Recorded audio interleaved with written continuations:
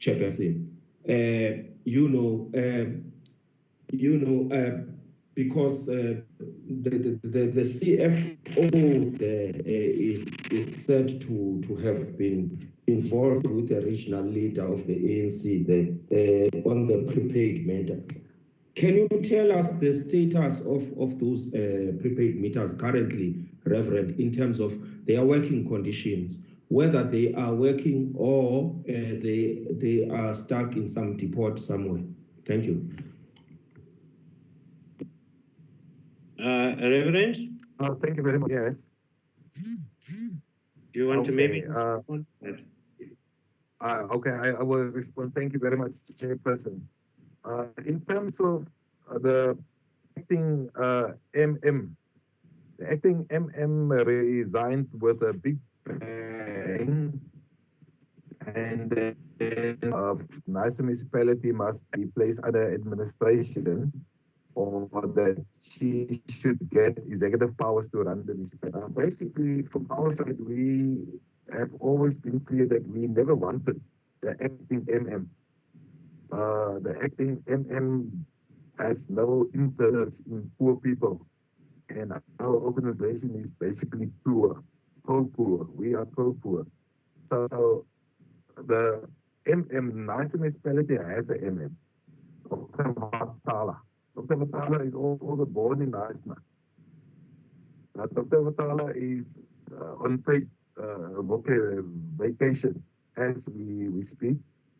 And we understand there has been a lawyer's letter to the municipality to say, but he should actually be back at his work because his 3 months have left, and the municipality didn't proceed in terms of charges against him. We believe that the charges are all just cosmetic charges and trying to cover for the CFO. In terms of the prepaid water meters, we don't have anything good to say about prepaid water meters, except that it is basically killing the poor people. And we have had many reports that prepaid water meters are not working, but that also at various places, people, the water meter company just came and they just installed water meters without the consent of the community. So I know that during the election campaign for National Parliament, the President of the Republic, he also came out very clear to say that prepaid water meters shouldn't be done. As a matter of fact, we also used one of the posters where the President was on to say, but see, the President is actually saying that they doesn't want prepaid water meters, but in nice municipality, prepaid water meters are pushed. And I personally also spoke to send messages to the President and also to the DSG, spoke various times to on this matter about poor people are even poorer in Naisna. And I see the honorable member, he knows Naisna, and the people in those areas are basically suffering much more now under COVID-19. Thank you very much. All right, thank you very much for that explanation. Maybe what I must do now is just give the municipality an opportunity to respond. I see there has been some information that they've shared. Let me then welcome the executive mayor. Is it Councillor Elric? To maybe just lead us and give us his response in respect of the complaints by National United. Councillor, are you there? Chairperson, Honorable Chairperson, yes, I'm here. I just want to make sure, good evening. I just want to make sure whether I should switch on my camera for you to start off. And if there's any difficulty in the audio, that I should therefore switch it off. Just want to make sure about that. Yes, no, that's. I think that would be fine. Let's do it that way if there is a problem. But you're very welcome, and please, if you can share with us your version of events of what's going on there. It looks like Knysna United is not very happy with your municipality service delivery record. So let's hear what your response is. Thank you. Honorable Chair, thank you very much. Good evening again, and also good evening to all the other honorable members, members of officials and members of the public, including Knysna United. Chair, as you quite rightly said, you've received a correspondence from the Knysna municipality in reaction to the petition and the letter of Knysna United.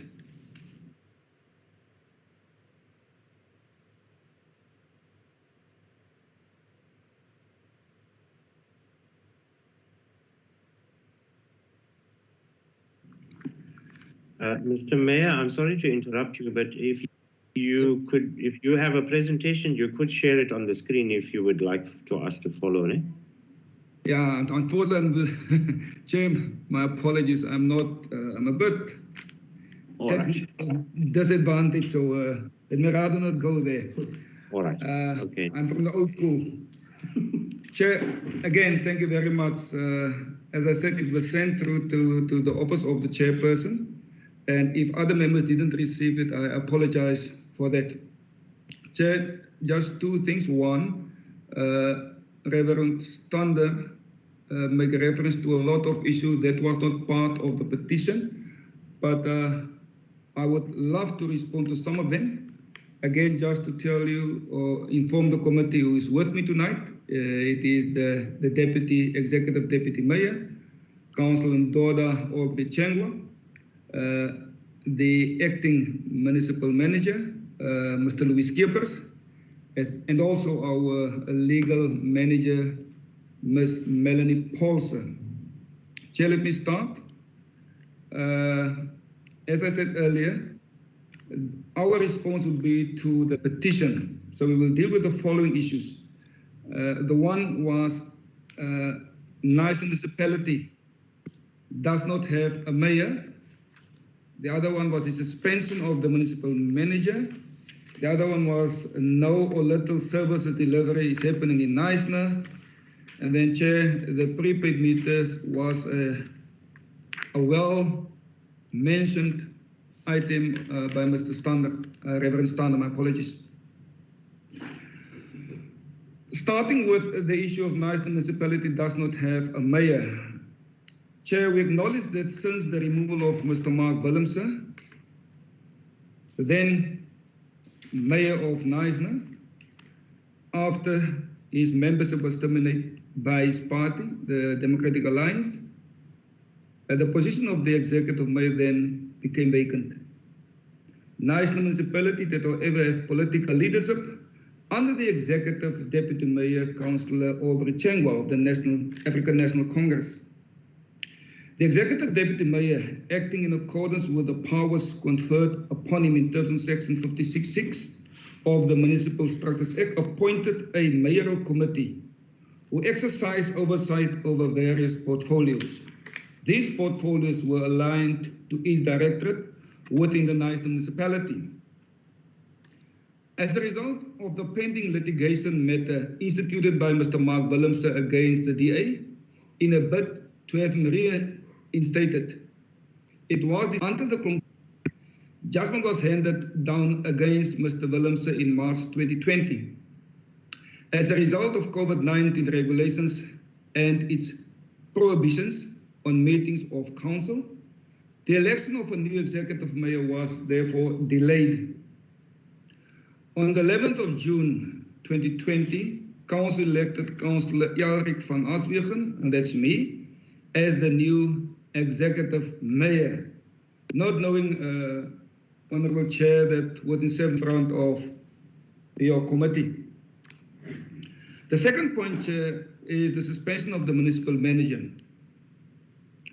Now, following reports of serious financial challenges resulting from the breach of the fiduciary duties of the municipal manager, the Knysna Municipal Council resolved to conduct an investigation into these allegations of serious misconduct in accordance with the provisions of the disciplinary regulations for senior managers. The investigation was conducted by an independent investigator, Mr. Andre Swart of Stadler and Swart Attorneys, and not by the Executive Deputy Mayor or the CFO as was alleged. The disciplinary proceedings against Mr. Dr. Vatala has commenced, and charges involving irregular expenditure, acts of financial misconduct, and other matters relating to a breach of the fiduciary duties of the accounting officer has been formulated. The proceedings against Dr. Vatala were not frivolous as alleged by the complainant. As the disciplinary proceedings are confidential in nature, we unfortunately at this moment cannot divulge any further information in that regard.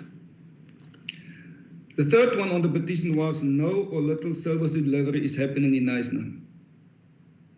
These submissions, Honourable Chair, are unfortunately without merit and totally devoid of any truth. As a ward council, I know. We briefly set out here under a number of service delivery projects in our water, sanitation, roads, electricity, housing and water services sections. Grading and blading of gravel roads. Unfortunately, we have still a lot of those in our informal areas, especially in our African communities.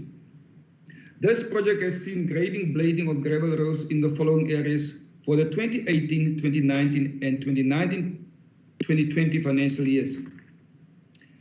In Kiruk, Etumbeni, Concordia West, Dinangwe, Belvedere, Slalani, and the Nutsi Road.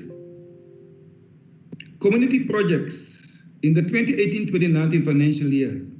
A massive community project which saw the upgrade of the White Location Sports Ground and Multi-Purpose Center to the value of 3.2 million rand commence.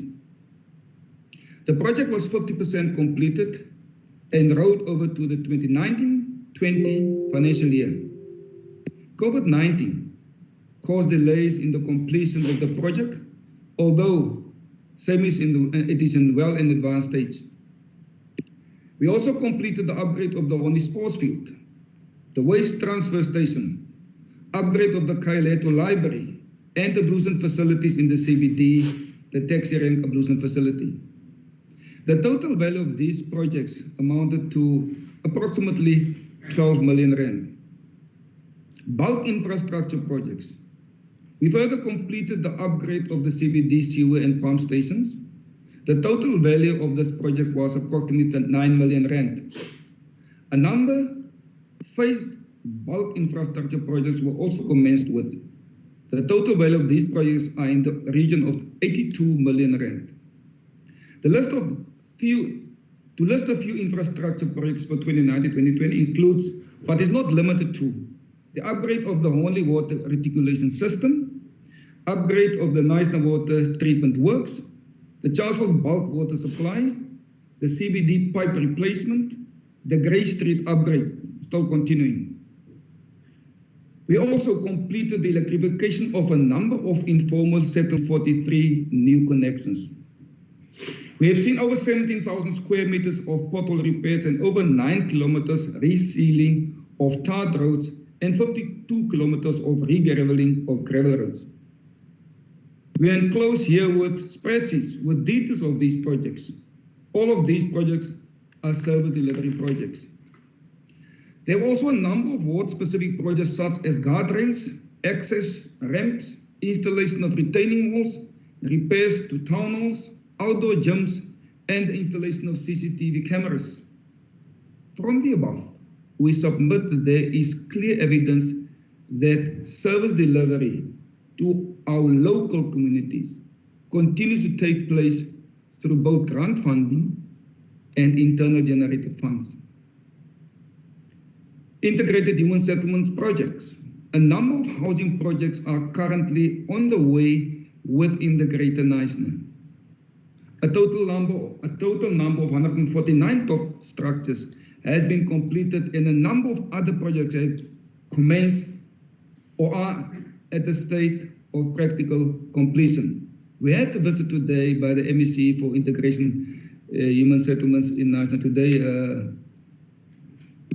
The MEC, Tertius. We attach here to a report from our Integrated Settlement Director to that effect. That is available at any time. SMMEs, makes no business. That was the other one referred to by National United. We advise that a total of 67 million rand was spent on HDIs, which includes SMMEs and small-scale contractors for the 2018, 2019, and 2019-20 financial year. A total of 985,000 rand 112 was spent on SMEs and small contractors for the 1920 financial year. Chair, getting to the prepaid meters tender and allegations leveled against the CFO by National United. Chair, safe to state that the prepaid water meter tender occurred in accordance with the provisions of Regulation 32 of the Municipal Supply Chain Management Regulations. We advise that this tender is currently subject to a forensic investigation asked by Council. We advise that allegations against the CFO leveled by National United served before Council on the 19th of March 2020. These allegations will refer to the disciplinary board established in terms of the municipal regulations and financial misconduct. The report of the disciplinary board served before Council on the 11th of June 2020. The disciplinary board resolved that there was prima facie evidence of irregularities in the award of this tender, which warranted a further forensic investigation. Council at its meeting on the 11th of June 2020 resolved to appoint a forensic investigative team to conduct a forensic audit into the award of this tender and allegations of irregularities in the award thereof. As the matter is under investigation, we cannot divulge any further information. Chair, I didn't want to elaborate on this whole thing, but I just think I need also to raise an issue here. The water meters, quite rightly said by Reverend Stander, were a very contentious debate and discussions in our town. I just want to give the committee just a few figures on that, and that can also be sent through to you as additional document. We spent 62 million rand on water meters and not 113 million rand as stated by Reverend Stander. We purchased 7,500 water meters. 6,995 of them, according to reports, were received. Chair, I want to go further but also state the following, that 5,000 of those meters has been activated. And I'm speaking, Chair, not as the chair, as the deputy, or sorry, as the executive mayor of Knysna, but as the ward council of Ward 6.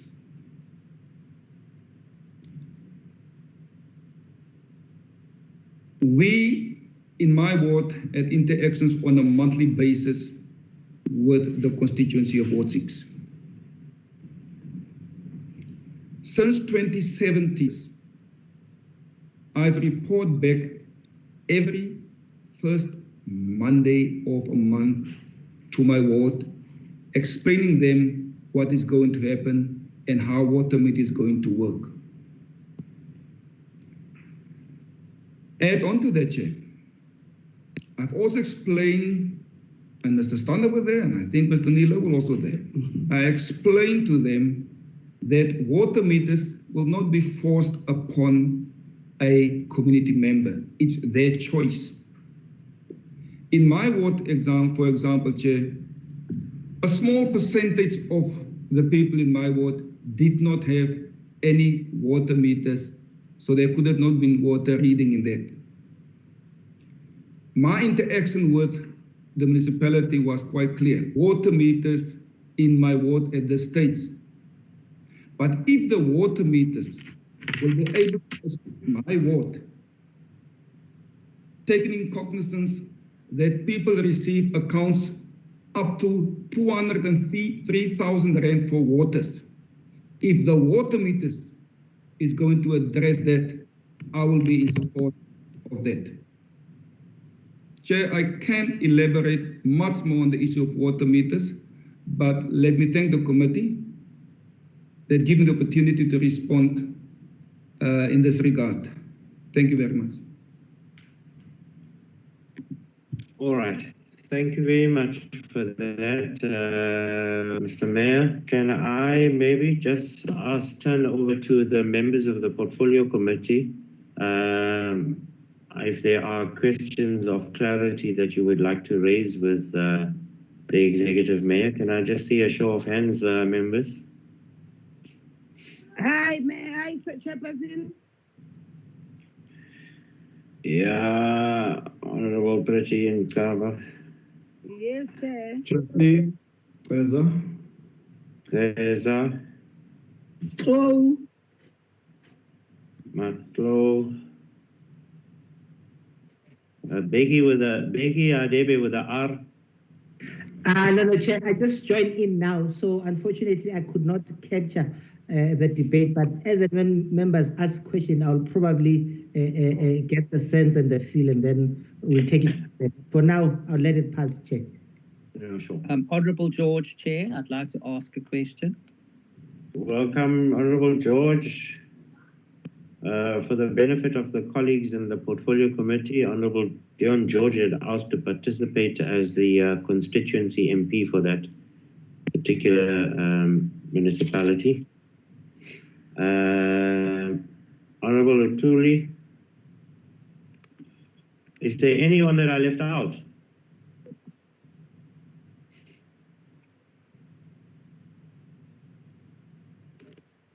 No. All right. Go ahead, Honorable Pretty Taban Kaba. thank you, Chairperson, and good afternoon, colleagues, and the local, I don't know what is the local municipality, or I don't know, the NISA. I don't know what is the status of this, what do you call it? I don't know whether it's a city or it's a local municipality, but I would say thank you for the presentation from the Executive Mayor and the Deputy Executive Mayor. Yes, I hear him, but I couldn't want to pose any question to that presentation because he was keep on breaking. But in this one, I do have only two questions, Chairperson. The first one is that Executive Mayor talks about the forensic investigation. If the Executive Mayor may share with us a clarity that what was the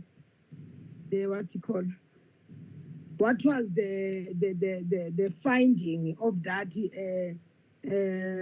forensic investigation, and also he talks about the Ward 6 where he come from, where every Monday is explaining.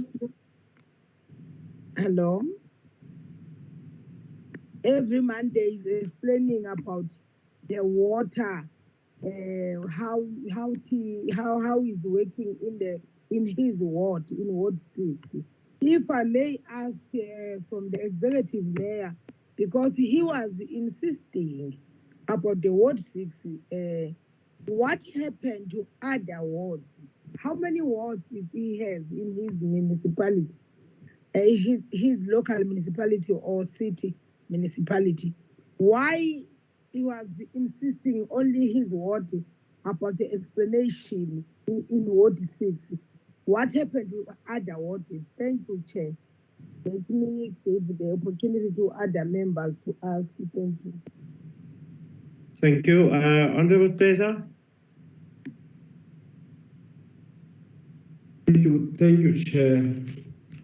I'm going to be very patient in terms of NISNA because some of the issues we must get them as we go in terms of what happened there. So the constitution of the country says that in 139 1B, assuming responsibility to the relevant obligation in that municipality to the extent necessary to maintain essential national standards and meet established minimum standards to the rendering of the south, prevent the municipal council from taking unreasonable action that is prejudicial to the interest of another municipality or to the. Can the mayor explain to us or give us a standing point in terms of what he recommends the committee should do?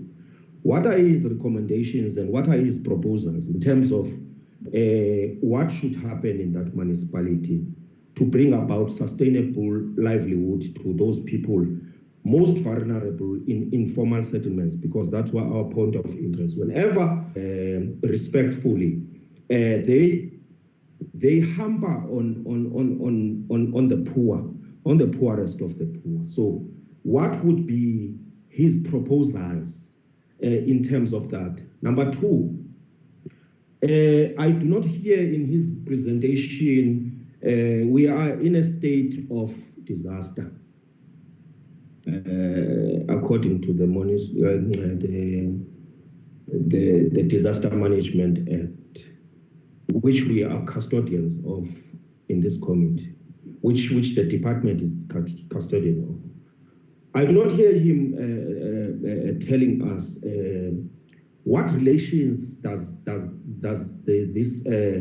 this tender, or what impact did this tender have on what did it have on the offense and the household and the households that are headed by children and the most vulnerable disabled peoples in his municipality. And what he, as he said here, he's only 72 hours. Well, he's a mayor for 72 hours, and if we can calculate there is a lot of seconds, Chair, and there's a lot of days and so forth. So, as a mayor currently, in terms of the needed support with regards to COVID-19 in that area, where are the JoJo tanks situated currently? Where are the water tankers? What impact did this particular thing, this tender, have on those areas, on informal areas? And what proposals is he making in terms of the implicated persons in that tender to the committee in terms of what happened? So the other issue, Chair, that I want to tease on is a question of the political stability. Is there political stability in his municipality currently?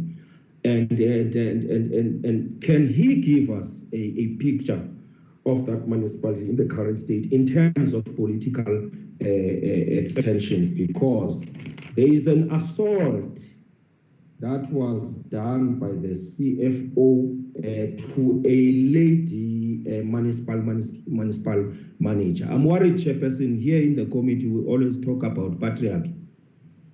This society where men use their masculinity to posture and to maintain themselves in society as super beings than women. It can't be allowed. It will never be allowed. Not this committee, not progressive people of South Africa can allow such things to happen. And can the mayor tell us if there is a case, there is a case number with regards to that assault, and what possibly follow-ups has made in terms of that? Yes, Chair, I think that I will come back. Thank you very much. Thank you very much. Honorable Flo. Oh, thank you, Chairperson. Executive Mayor, the Reverend, our Deputy Minister, and everybody present. I think the issue of Knysna, much has not been done to protect and service the interest of the community of Knysna. And also, my own observation was that I've realized that there is no serious leadership and governance, because there are a lot of challenges that is happening in the municipalities that include the weak responses or accountabilities to communities. This is also this is also affect the end of Knysna, because when I check, there is also inadequate human resource capital to ensure professional administration and positive relation between labor and management and councils. Those things are not happening in that municipality. Why, Executive Mayor? And also the issue of addressing the maladministration and poor performances in our municipality. The mayor, what measures of all the wrong things that happened in our municipality did you do in making sure that all the consequence management take their responsibilities and make sure that you discipline all the people that are doing wrong things in our municipalities? And also, where is your monitoring and evaluation? What is it that is happening in your municipalities? Because if in the present situation, there are people that are still having a problem of water tankers, while at the same time, they've mentioned here that they've spent something like 113 million rands, which is really take us to the wasteful and irregular expenditure in your municipalities. Then where are the people that were supposed to be doing, and also in getting an independent, you mentioned that you got an independent, what were you saying? You were talking about the investigate. Yeah, independent investigator. What the consequence management are doing in our municipalities? Because there are a lot of mistakes that you can see here, that they are the service delivery is not happening. Rather than giving the SMMEs those businesses, then you are giving those businesses to certain people that we don't know what is it that is happening. And also the issue of your consultation about that is your responsibility. And then I think yourself and the city manager were supposed to be telling us what is it that is happening in your municipalities, also on the issue of the municipal that has also gone and bought another 4,000 water meters. But they are not yet installed.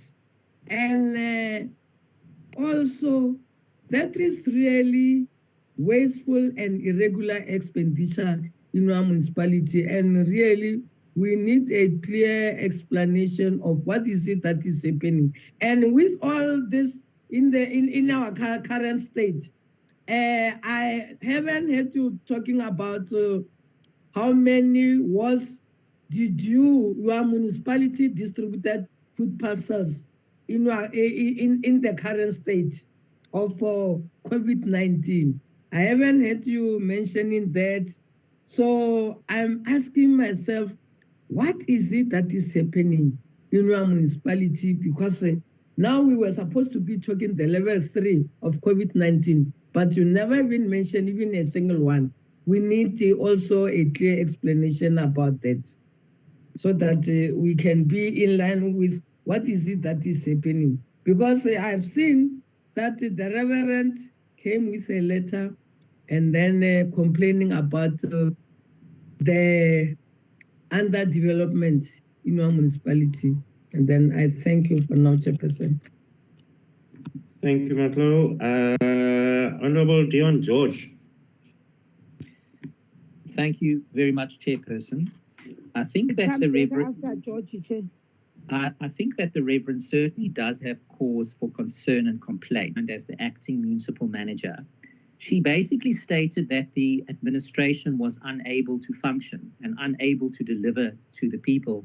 And in fact, we know that there's a serious problem in food support given the COVID situation. So it is fact that the administration is not delivering service as it should. In particular, the municipality ran out of money at the end of last year. They were unable to pay their staff. And then they needed to rely on a loan from the DBSA of about 71 million rand. Now, after Dr. Grutz resigned, because she said she was unable to actually work in that environment and unable to deliver any service, that loan was withdrawn by the DBSA. And she then, at that stage, called for the municipality to be placed under administration. Now, the provincial government had offered support to the municipality, not to place it under administration and dissolve the council, but basically to send additional resources from the province and from national to assist the municipality because it was not able to deliver. And that meant that there would be powers from the council that needed to be delegated to then the acting municipal manager at the time. Now, the council did not want to do that for whatever reason that they had. Perhaps they were concerned about the fact that they then might not get the salaries of the executive positions. I don't know. But they were not keen to do that. So the support that was offered by the province never came to pass. The loan from the DBSA, frankly, I don't know if we know whether that's going to come or not. So there's a very deep-seated problem in Knysna. And it is very clear that there needs to be some kind of a forensic investigation broader than looking just at the CFO and the municipal manager and allegations against them. But also the fact that how did the municipality actually run out of money? Because, you know, it doesn't happen overnight. So that needs to be investigated properly by either the National Treasury or by the Provincial Treasury, because that's a very important thing to be done. So, as I mentioned, there's a serious problem in service delivery, and especially now under COVID, that people that need support are not getting it, and that is not acceptable. So I would like to know how satisfied the mayor is that the council will not run out of money anytime soon or at the end of this month even. How satisfied is he that they would not run out of money? And also, why is it that the council does not want support from the province, given that they do not wish to place the council or dissolve the council? They merely want to support and assist the council. So I would like to know that, because irrespective of why the instability happened, it is politically unstable. We know this. And the history, the fact of the matter is that there are people in Knysna who are desperately in need of service. They're not getting it. And as this crisis bites more and more, the situation is not going to get better unless there is a very must take into consideration, as the Reverend has pointed out, that the poor people of Knysna get left behind here, and that is unacceptable. Thank you, Chair. Thank you. Chair. Hello, Chair. Yes, ma'am. I want to come forward the answers. All right. I will give you a chance after, and Nkosi Lutuli is the last speaker, then I'll give you a chance thereafter. Okay. All right. Okay, Chair.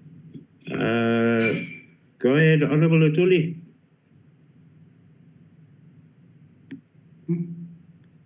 Thank you, Chair. A lot of questions have been asked. I will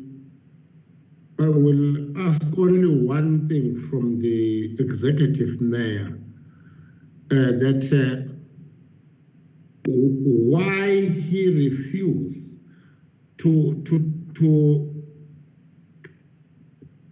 take this municipality under section 1391B, because it seems as if it's not functioning at all.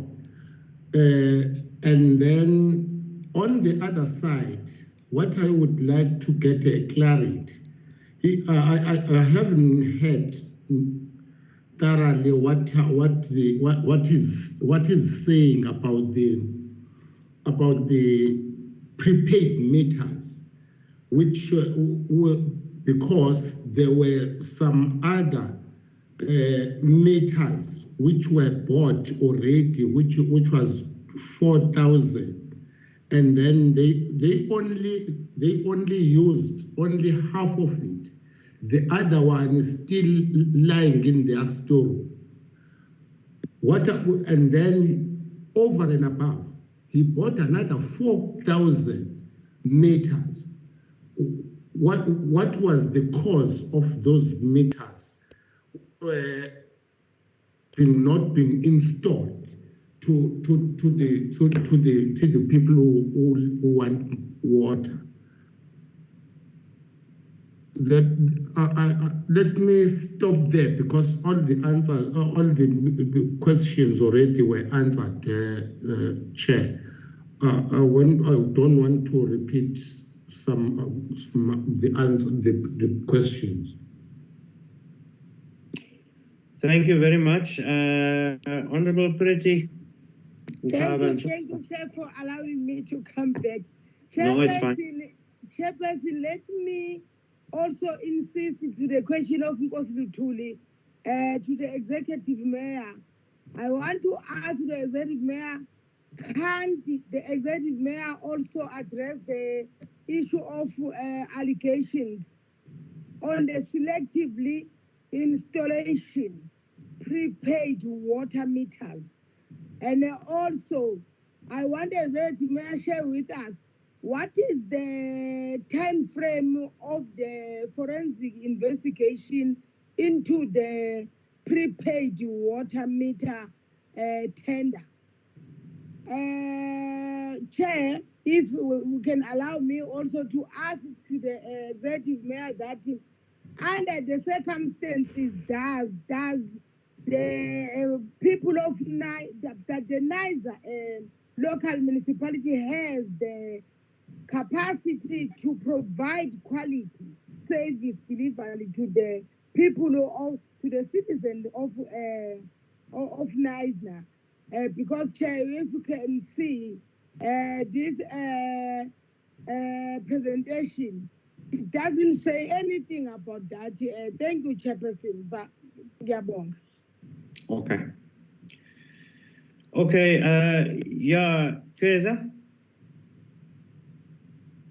Thank you very much, Chairperson, for generosity. I just wanted to ask if the municipality, from the mayor, just as a last question, if the municipality does have capacity to actually prevent corruption in the future, and if so, what are the systems in place to do so, in terms of preempting and preventing corruption in that municipality, and in terms of the needed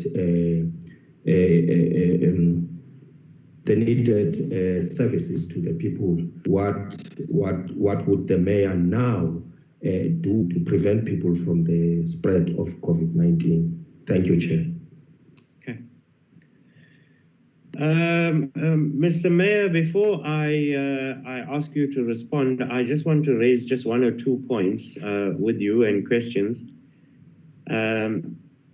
May I just say to you that, I mean, I understand that you are 72 hours in office now, and you've inherited some of the problems there, which is quite understandable.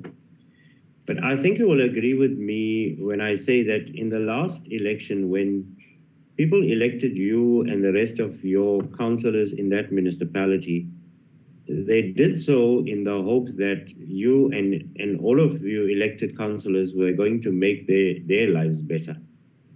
But from what we are hearing so far, you've already got forensic investigations running, disciplinary cases, there's allegations of maladministration, financial mismanagement. I mean, you know, it sounds to me like it's a mess. And I want to ask you a very direct question. As a mayor that's been just recently now elected, what is your plan or your vision to turn that situation around? Because surely we can't go on like this. I mean, people across the country know Knysna is a beautiful little town, but the political leadership to me doesn't come across as very beautiful in the way things are happening there. So I'd really like to hear from you and give you the opportunity to be able to say to the Portfolio Committee, as well as to the Western Cape department that's online, and it's just now to say a few words as well. But I think that the ball is in your court now to just give us and give the people of Knysna some sense of confidence that you have a plan to turn things around there, because you can't simply continue like this. The second thing I want to raise with you is, if I recall the figures correctly, you said that you spent 62 million rand on 7,500 water meters. Now, if I calculate that very quickly, it amounts to about just close to about 8,500 rand per water meter. And if you do this exercise on your own and just look at what the price of water meters are out there in the marketplace, it's on average about half the price of what your municipality has paid. So something to me doesn't appear very kosher there. And I want to hear from you what your view on that is, and what action are you going to take against any culprit who has used the people's money to put it into their pockets or to line the pockets of some unscrupulous businessmen there, or whatever the case might be. But you have to provide that leadership and give us a sense of comfort that you have a plan to make sure that you fix things in that municipality. Then the third one, linked to the water meters as well, is that you said that you procured 7,500, but there was about 6,900 that you either received or installed. So there's still a shortfall of quite a number of those water meters. If you can maybe just explain where are those meters and what is the plan there? Those are the questions that I have for now. I just want to point out to you, Mr. Mayor, that you must please be mindful of the time, because we still have to give the Western Cape and as well as Salga before we close, and I'm sure members want to leave the meeting before 8 o'clock. So please be mindful of the time. If you can try and respond within at least 10 minutes, but please make the effort of answering all of the questions that the members have asked. Over to you, Mr. Mayor.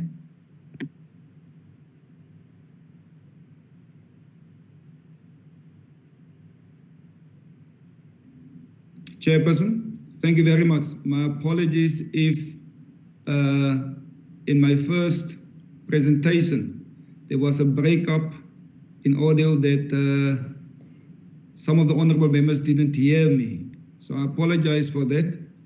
Chair, let me start, and I think I should start with the last one first, and that was Mr. George. Chair, I want to be quite clear, Chair. It's not the council that sat down and take a decision not to evoke Section 139 or the issue of administration. It's not the council's decision there, Chair. I also want to be quite clear that there was never in front of council an item, that needs to deal with that issue. I know that, and I want to be clear on this issue, please. The previous acting MM resigned, and in a resignation speech, she was quite clear by stating that she can't work under these circumstances because there are too much influence from external factors. Now, by external factors, I then understand it was structures outside the municipality. So that is the one thing that I just want to get clarity. Then, Chair, the municipality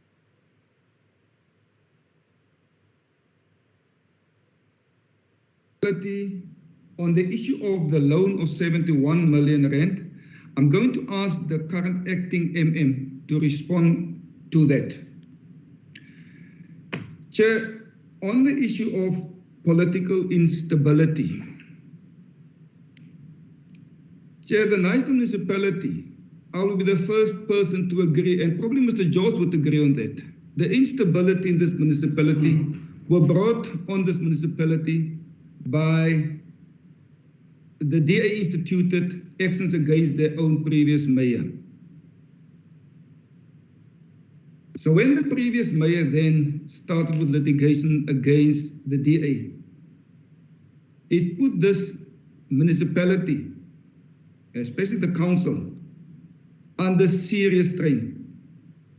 That's why we had the deputy mayor chairperson to act for close to it, did not have a mayor because of the actions which the DA had with the then mayor, Mr. Mark Willemse. The deputy mayor then need to act in that regard for close to a year. So that instability, the council then tried then to deal with at the last meeting on the 11th of June, where I was then elected as the executive mayor. Chair, let me just get, and I apologize to the honorable members if I've tried to write it down. I had a lot of questions. There was a question about, and I think it was Honorable Masiba, selectively of the prepaid meters, the installation thereof. Chair, it's not been done selectively. I can assure you. The municipal, to my knowledge, start with the installation of prepaid meters in the area that there was no prepaid meters. There were no prepaid meters in those specific areas. So the water was never metered there.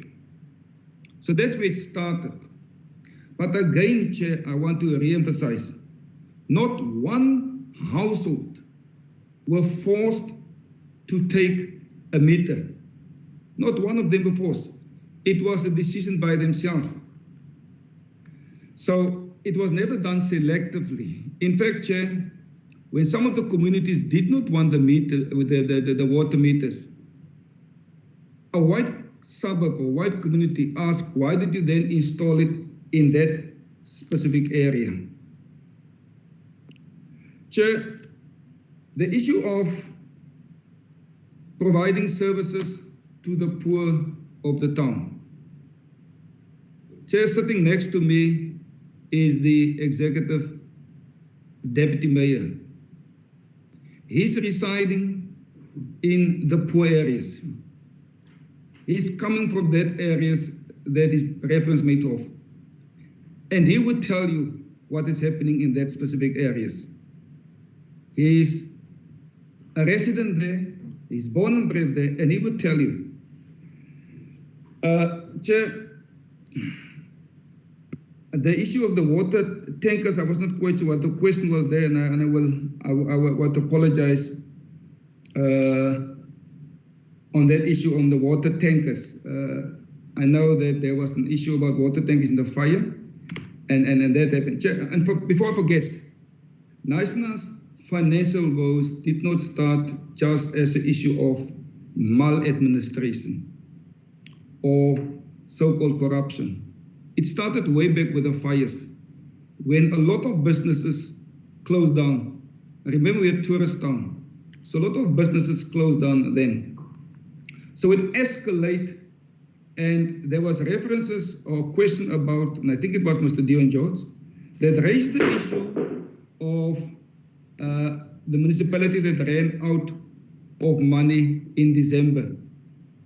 Chair, I've got all the facts in front of me. Yes, we were, and the CFO could assist with it. Yes, in December last year, we had problems on our cash flow.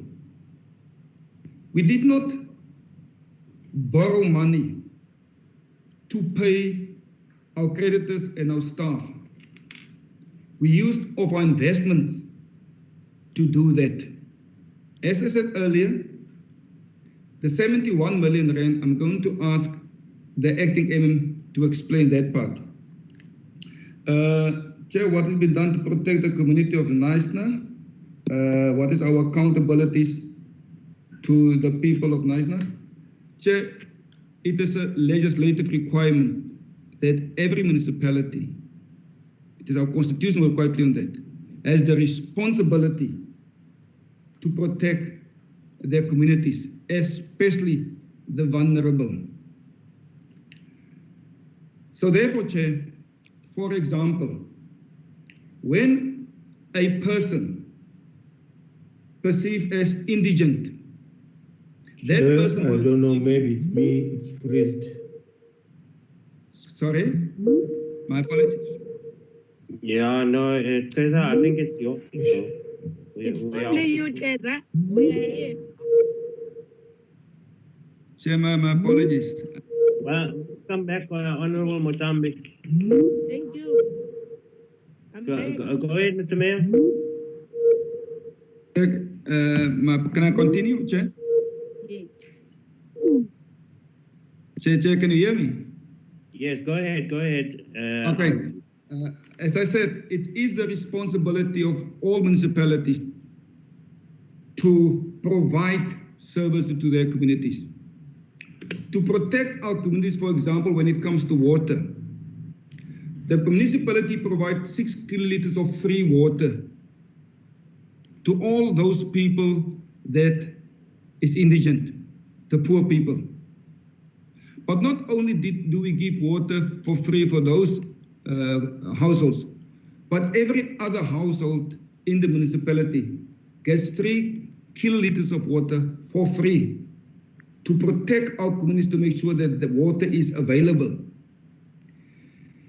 Chair, even on the issue of electricity, we provide 50 units of free electricity to vulnerable and poor communities to make sure that we assist them, like all other municipalities.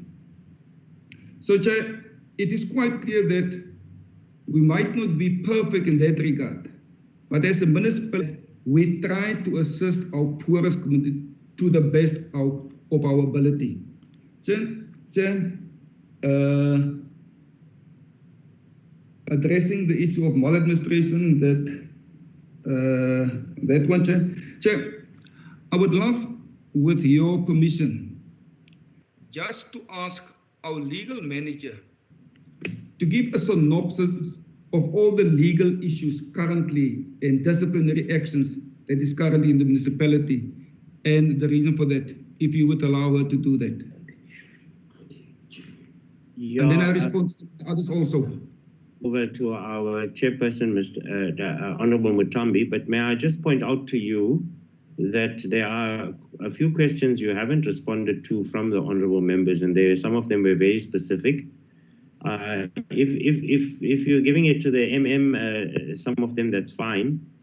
But also, there was an opportunity for you to address the portfolio committee on your vision for turning that municipality around. You are on mute. We can't hear you, Mr. Mayor. Yeah, that's better. So I was going to get there. Oh, okay. So are you done, or are you going to come back after Chair, I'm not done. Let me just, some of the questions will be answered by Mr. Louis Schippers and the legal manager. Chair, you've asked a very important question. And that is the one that basically means, what am I going to do as the executive deputy mayor? Chair, inherit a municipality with a lot of problems. I'll be the first person to accept. When people congratulate me in taking up this position, all of them say, I don't want to be you in that position. And I accept that, and I accept that. I could recall once when a person said to me, Meneer, you've got a lot of challenges. And my response to him was quite simple. Challenges is not my biggest fear. My biggest fear is disappointing the people out there. Because the people of Knysna is tired of the instability. The people of Knysna is tired of the negativity. The people of Knysna is tired to hear and to listen on social media and other spaces about all the negative things in this municipality. This council, I can assure you, Chair, when there's any references to any allegation, the council follow the procedure legislation as required in dealing with those things. Chair was not built in one day. But I know that the spirit of the municipality, our officials, our councillors from all political parties want to make sure that we turn around Knysna. And therefore, Chair, we adopt a turnaround strategy in this regard. We engage with the province, the Western Cape, on this issue. We engage with today, and the acting MO will also inform you. We engage with provincial treasury. How are we going about in turning around the ties in this municipality? So we put in place, Chair, as I said earlier, a turnaround strategy. We made sure, Chair, that we take our communities with us because that is important. But I also want to end this by saying, Chair, we will need the support of everybody to turn around Knysna. And Knysna United know that. We not only need their support, but your support as national government, the provincial government. And I believe, Chair, Knysna will get back to where it was. I will give now to the Deputy Mayor because he just also want to add to what I've said. And then, Chair, Mr. Louis Schippers and the Manager, Legal Services. Thanks. All right. Can I just point out the time pressure that we are under? And of course, you must please make sure that all of the questions that were raised were answered. So once we finish with the municipality, then I will then hand over to Faith Mutambi, Honorable Faith Mutambi, and then we've still got the Western Cape, and the DM is also online who might also want to comment. So please try and conclude if you can, at least within the next 5 to 10 minutes with the responses. I will be very grateful. Thank you. Thank you very much, Chairperson of the session. Good evening, everybody. Chair, mine is going to be very simple. There was a question raised around the assault of the ANC chief whip. Really, can you hear me? Can you take your seat, please? Yeah.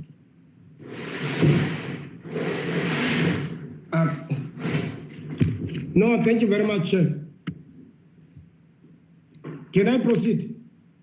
Go ahead, go ahead. No, Chairperson, thank you very much, man, once again. Good evening, everybody. Chair, I'm just going to deal with two issues. One issue, I think before I get to the one of the chief whip which was assaulted, I think I need to make it very clear. There was an allegation here, because we, as the standing committee, must remember these are allegations which cannot be proven at any case. Number one, that these water meters are only installed in the poor areas or northern areas, where I think I need to put it categorically clear that the NASA United is misleading the committee there. I mean, in all the wards, NASA is having 11 wards. I mean, out of 11 wards, I think 9 wards, water meters are installed. It's only Ward 9 and Ward 10, which the council have taken a decision that water meters must also be installed into those 2 wards. In all the wards in NISDA, water meters are all over the show. That's one area which I wanted to clarify. The second issue, Chairperson, it's a very serious allegation which is made here, that a chief whip of the ANC was assaulted by the CFO. There is absolutely no such, Chair. I was in that meeting, I was in that caucus. No CFO which have assaulted anybody. Now, the chairperson of NISA United is really misleading you. And I want service delivery in NISA, I mean, it's taking place in all the areas. Where I'm coming from, Chairperson, I'm staying in the poor area. I'm coming from those areas. Services, are taking places there. I mean, we've got water. I mean, we've got tar roads. I mean, we've got almost everything. You know, I think let me stop there. And I just wanted to clarify those 2 things. And I want really to urge to the committee. The committee must not forget. These are allegations which cannot be tested. And I want to appeal to Mr. Stander. After the session, you must ask the evidence. He must put evidence on the table. Because these are allegations which cannot be tested. Anyhow, Chairperson, I wanted to speak to one last issue. But I think let me stop there. Chair, I think it's important for me to mention this thing. You know, one issue which makes Mr. Stander very, very angry, it's a tender which was awarded by the suspended municipal manager, which is his friend, Dr. Vatala, irregularly. That tender was awarded wrong. And that tender, which Mr. Stander is currently benefiting out of it, I mean, as we speak, and now Stander is working in only, benefiting out of that tender. That's why he's fighting like a small boy. Sorry for my language. So I think I must also make that one very clear. You know, yeah. Deputy Mayor, the Deputy Mayor to sit properly, family, so that we can see him. Yes. Yes. That's better. And you must calm down. Calm down. Okay. Sit properly and relax. No, thank you. No, I'm worried, ma'am. I'm worried about time. My concern is time, and I must really apologize. But the other thing which I want to make it very clear. Yeah, he spoke about Vatala left, right, and center. They suspended municipal manager, right? Now, the reason why Mr. Stander is up on arms, these allegations which have put it there, some of them cannot be tested. I remember when I started acting as a mayor here, they came here with a small toy of 15 people. They handed me with a petition. I mean, with the very same allegations. What I've done is to say, Mr. Stander, we have received your allegations. What you need to do now in order for us to process these particular allegations, give us evidence on the table. You must remember here we are running an institution. We are not running a tuck shop where everybody will run into the office of the mayor complaining. And when it comes to that particular person to give us evidence, is running away. That's the problem. The last thing which I want to say, there's a tender in Honley of housing. The company which is building houses there. Mr. Stander. Your microphone is gone on mute, Deputy Mayor. I'm mutable. We can't hear you. Do you hear about the tender? Deputy Mayor. Yes, that's better. Relax. No, fine. Let me repeat for the last time. Sorry for that. Yeah, repeat it. Relax. No. Basically, what I'm saying, and I must say it for the last time. Unfortunately, in Niger Municipality, the mayor is quite right. We are running an institution here. And I think I must also repeat to say, I mean, he mentioned here local areas like Khobolo, Lovet, Lokasi, and Concordia. That's where I'm coming from. Mr. Stander is not staying on those communities. He does not even understand as to how those people are living. I'm coming from those particular areas. I grew up there. services from this municipality are provided to those communities. Those people are having running water, we've got electricity, we've got tar roads, we've got, the roads are paved. We've got almost everything there. But the last point which I wanted to tell the committee, and the committee must remember, these are allegations. These are allegations, and I want the committee after this session to appeal to Mr. Stander to provide them with your investigation if you are going to investigate, some of the stuff which have been said. But the last thing which I wanted to say, currently as we speak, there is a tender, a company called JPP, which works in Honley. Mr. Ralph Stander is working on that company. He's working there on that company. That company was awarded by the suspended municipal manager, Dr. Vatali. You have to capture that. Deputy Mayor, I'm going to interrupt you now because you are not answering the questions. You are now dealing with other issues that were not even raised. And what was the question? That's you don't even know the questions you were supposed to respond to. So that's why you are dealing with all sorts of other issues. Now, Chair, I think I've answered the question. What is the name of the company? The name of the company of the tender, house tender. JPP. JPP. Can you hear? JPP. Write it down. Thank you.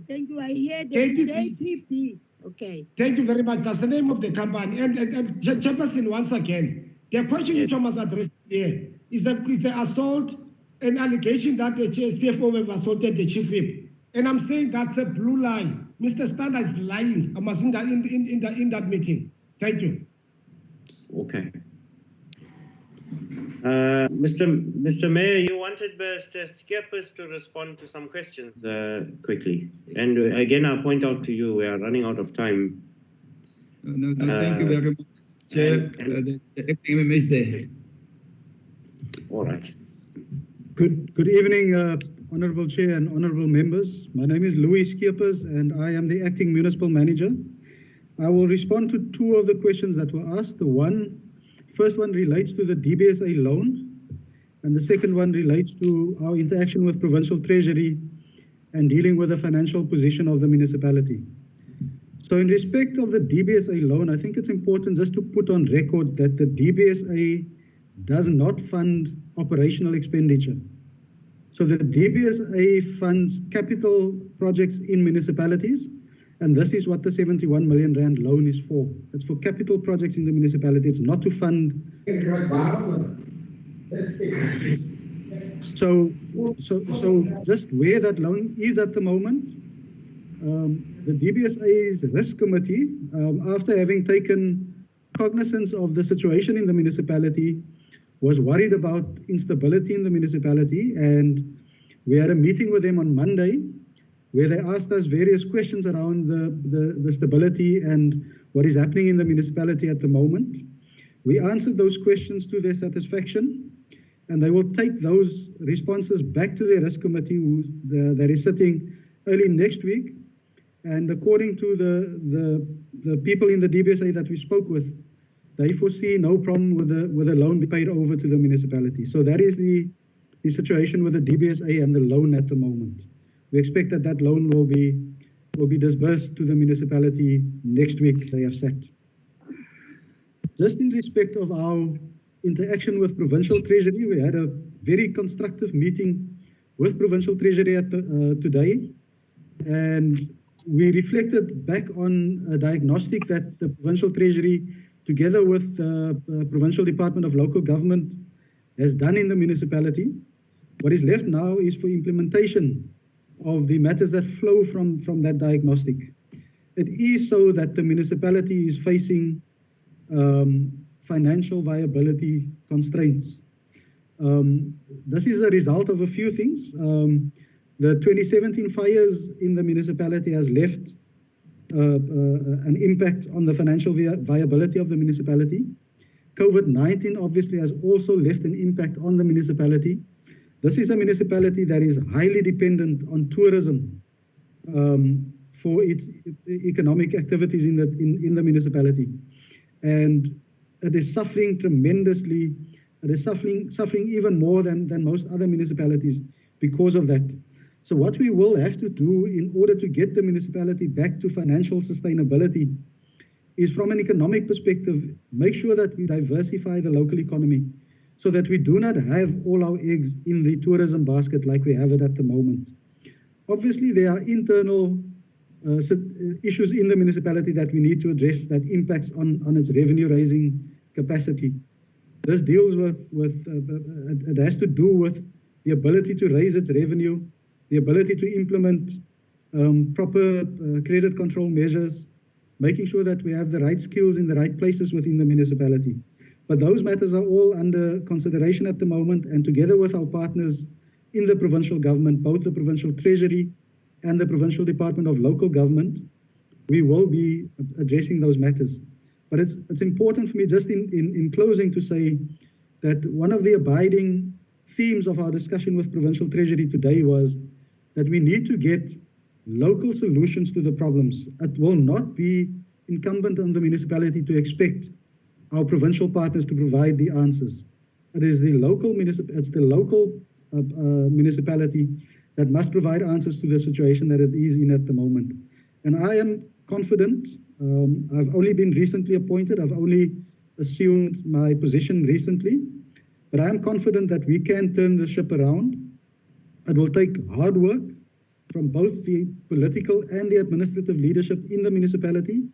It will take having partnerships with individuals and institutions in our communities, and also partnerships with the provincial government and our national government partners. So I'm quite confident that we will be able to turn the ship around. I thank you, Honourable Chair and Honourable Members. Thank you very much. Mr. Mayor, are you done with all the responses now? Chair, no, I think the legal manager just need to respond. Sorry to interrupt you, Chair. The legal manager just need to respond on all those legal issues and disciplinary actions which questions were asked by members of your committee.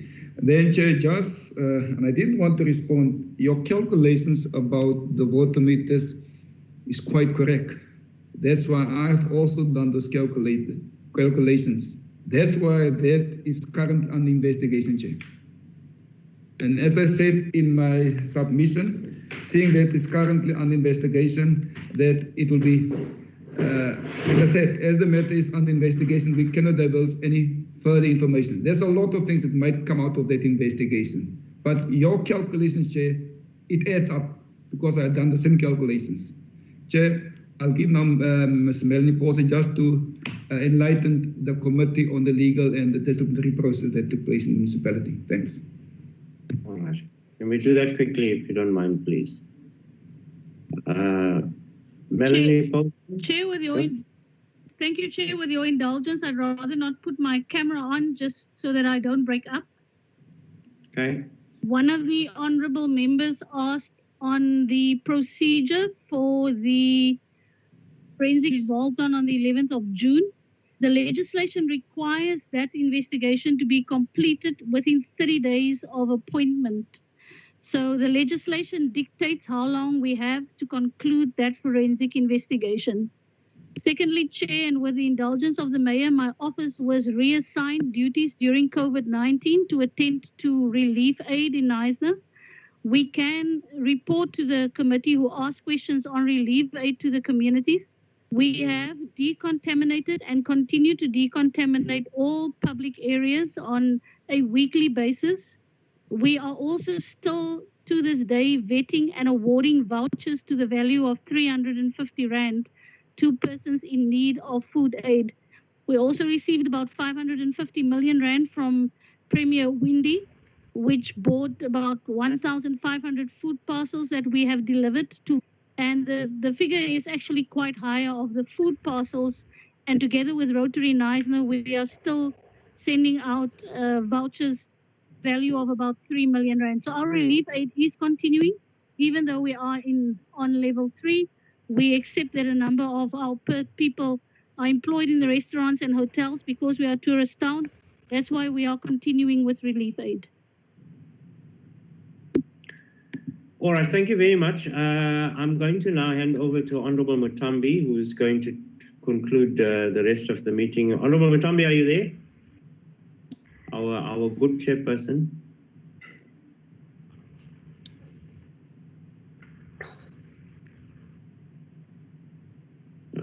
We seem to have lost her now. No, she's not online. All right. Let us then maybe proceed until she gets back again. Let me just invite the Western Cape Cocta. Mr. Polsa, are you online? And give you an opportunity. Sorry, Chair. Good evening. Yes, Nkosi Luthuli. Sorry, Chair. As the executive mayor is talking, I think sometimes it will be proper to write it down, all those things, so that you can see it. And then, because I don't think that, Chair, we're going to finish up today about about that deliberations with NISA. Because there are certain outstanding issues we want to ask about it, but just because of the time constraint, we can't do it. So with your indulgence, Chair, that's what I'm appealing to you. Yes, I agree. Mr. Mayor, will you be able to do that for us? Chair, yes, I will definitely do that. We've got my assistant that is currently writing down what's happening here and all the questions here. Because of COVID-19, the fact that we are sitting all different in different offices. She's sitting in Sesfield at home, I'm sitting in Neisner. But they do take notes and questions and they write it down. And we will respond to the committee in writing on all those questions which the committee want to raise to us. Thanks. Thank you very much. We'll make sure we follow up that with you. Mr. Polsa at Western Cape. Good evening, DM, the Deputy Minister, as well as the Mayor, Deputy Mayor, and colleagues, senior officials of government. Good evening. Chairperson, with your acquiescence, what I want to do is I just want to deal with 3 matters. We do have an exposition of what's happening in NISA in terms of our understanding, but I'm mindful about time. So the first thing is that the allegations of fraud, corruption, and maladministration were received by the Office of the MEC in the province. It has been forwarded to us. We have written to the municipality to ask for additional information. So if you look at 106 of the Systems Act, when the MEC actually becomes aware of any allegations of fraud, corruption, and maladministration, the MEC must write to the municipality. So the MEC does not have discretion. So the MEC has written and asked for additional information on all the allegations of fraud, corruption, and maladministration that we have received. We did forward that to the municipality. And in this province, we have our own, what we call our own act. It is a Western Cape Monitoring and Support Act of Municipalities. It's Act 4 of 2014. And ourselves and KwaZulu-Natal have similar legislation in place. And in terms of that legislation, we then proceed to investigate all allegations of fraud, corruption, and maladministration in municipalities and so on. If not, the Commissions Act apply and so on. So we, as I say, Honourable Chairperson, we have written to the municipality to request additional information and to bring that to the attention of the municipality. We've given the municipality 30 days, and I had personally some courtesy call to the previous acting just as a reminder that the MEC is waiting some of the information around the allegations. We haven't received any documentation around it.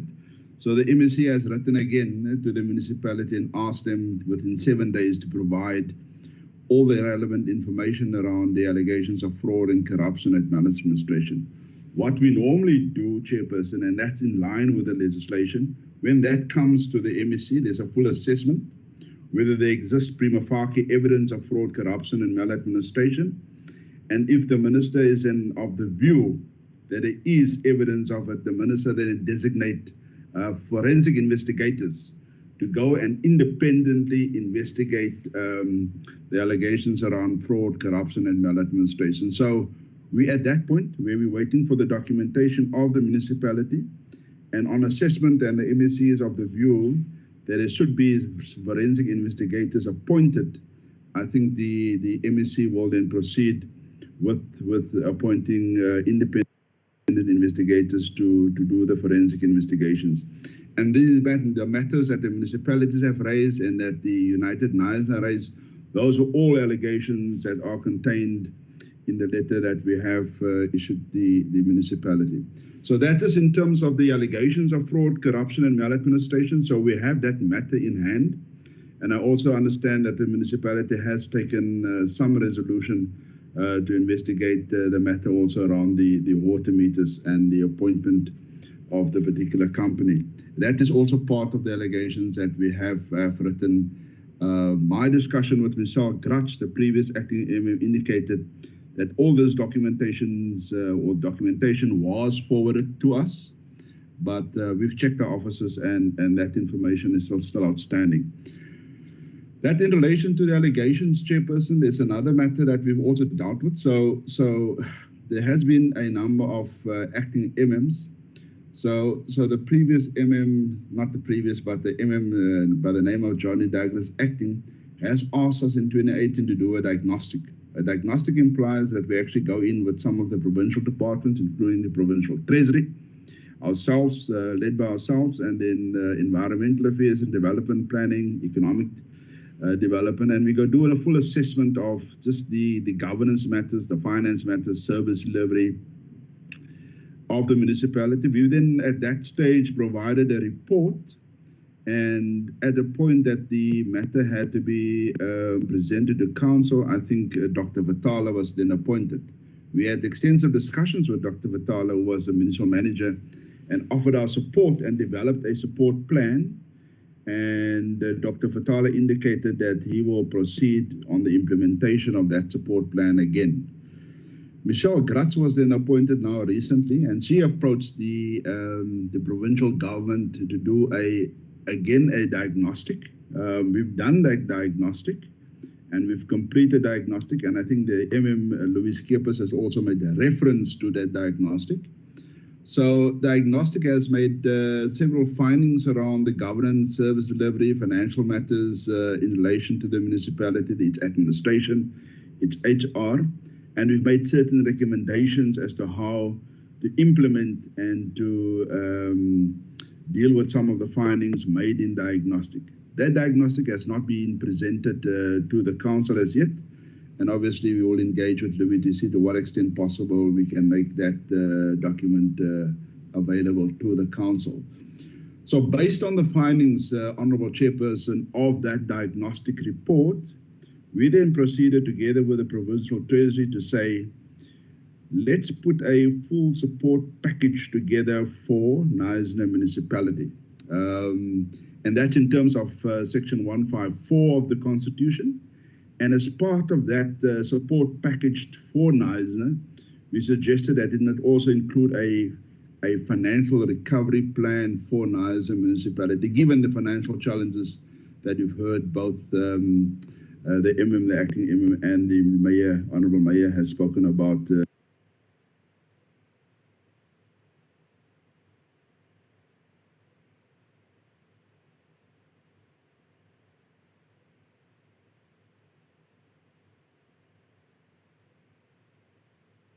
This evening.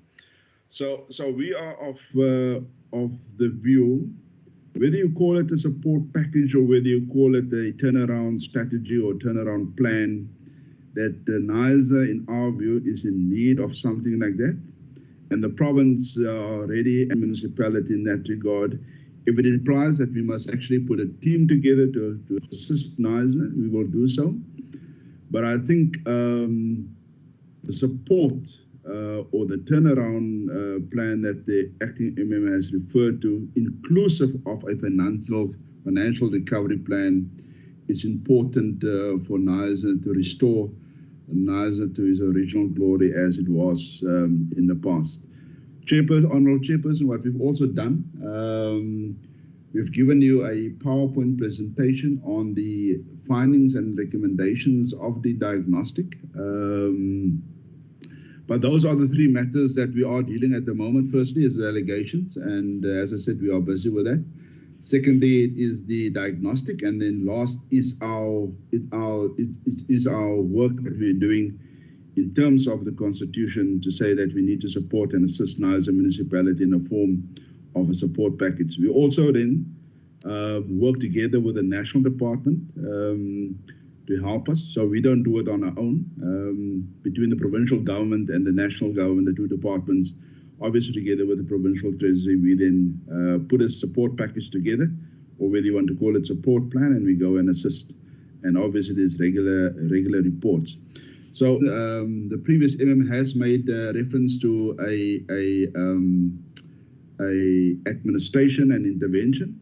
In our view, we can also do the support package without the necessary intervention or putting the municipality under administration and so on. And we, of course, wanted to attempt to support the municipality first in this regard. Thank you, Chairperson.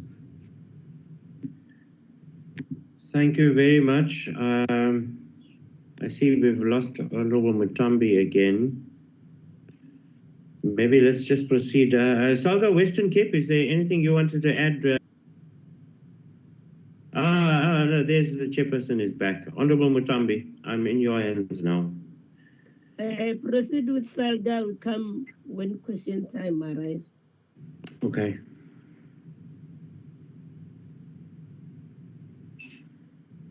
Salga, Western Cape, where are they? Khalil.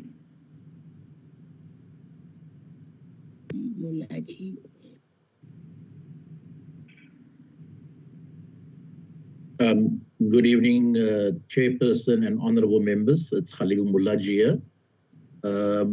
We don't have anything to add. I think we will piggyback on the work that the Provincial Department of Local Government and Provincial Treasury is doing. Given the circumstances of the municipality, we haven't been directly involved with the work of the provincial government. We have been supporting the municipality on a range of other issues, which is related to HR and land issues. But once the support plan is unpacked with the municipality, we will identify areas that we can provide support to the municipality. Thank you, Chairperson. Honorable Mutambi, over to you. Thank you so much for standing in for me. Sincerely appreciated. I wish you could proceed with this meeting. Then, can I see a show of hands of colleagues who want to interact with the presentation by the Western Cape local government? Yeah, that's the only thing, because Salga just said they are supporting, they will await the work that is being done by the provincial local government. To appreciate your presentation, HOD, then I'll see the show by show of hands who wants to interact. I know, Honorable Lawson, we're a bit challenged by the vision that you were sharing. This is your opportunity now to also say something. Can I see colleagues who want to? You will be the first one, definitely. The other colleagues?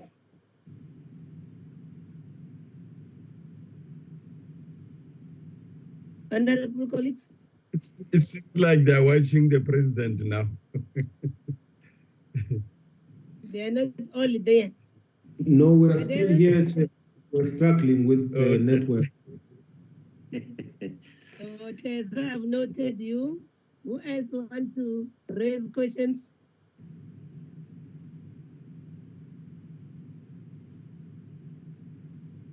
So in fact, we are here, Chairman. Chair. The main thing is that they are not saying anything.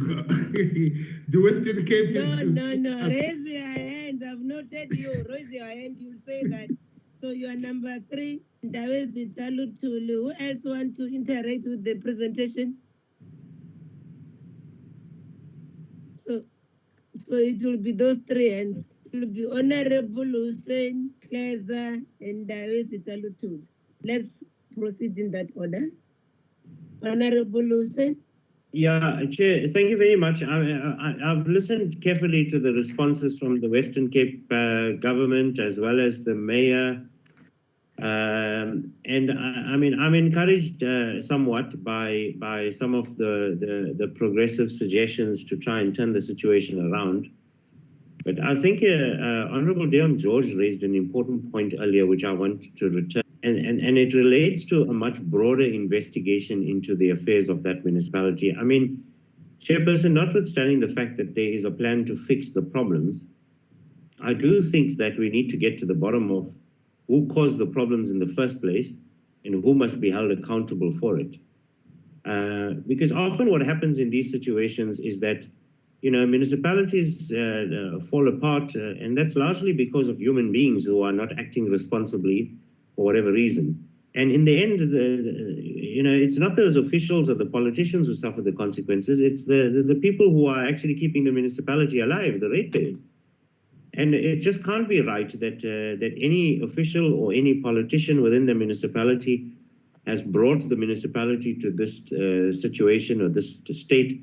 And granted that, as the acting MM has mentioned, that there have been some other contributing factors, which we understand. But notwithstanding those contributing factors, there must still be, as far as I'm concerned, some accountability for the politicians, regardless of who they are, from where they're from, including the officials. And people who steal the money must go to jail. It's as simple as that. They shouldn't even be occupying an office in that municipality. And the same must apply for politicians. So I really want to hear from the Western Cape government, what actions are you going to take to get to the bottom of the mess that's there?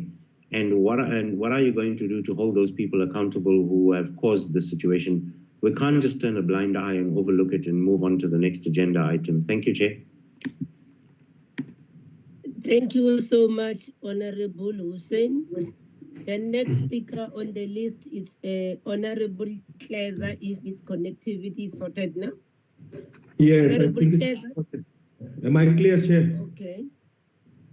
Yes, can you hear me, Chair? You are.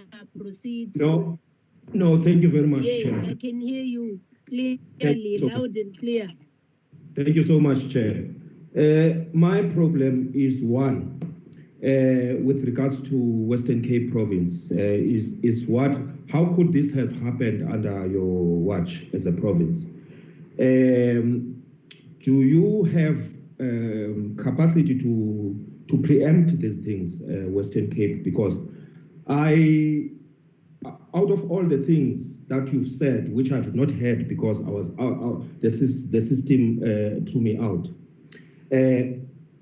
Out of all those things that you've said, do you then have a capacity not to react only when there is a crisis? Because right now we are seeing a crisis, the financial crisis. We're seeing a political crisis, political leadership crisis. We are seeing a service delivery crisis of the things that in the communities as they should. Do you have capacity to preempt these things? And secondly, Chair, and lastly, what are the role of it is to actually hold the executive accountable? Because it doesn't look like they did see these things in front of them. What is the role of MPEGs? You know, because we can't just. I don't think that the municipality must pay people that do not identify these things when they are happening, and then we'll find a province that will come only when there is a crisis. Thank you very much, Chairperson. What were you saying? Now it's your turn.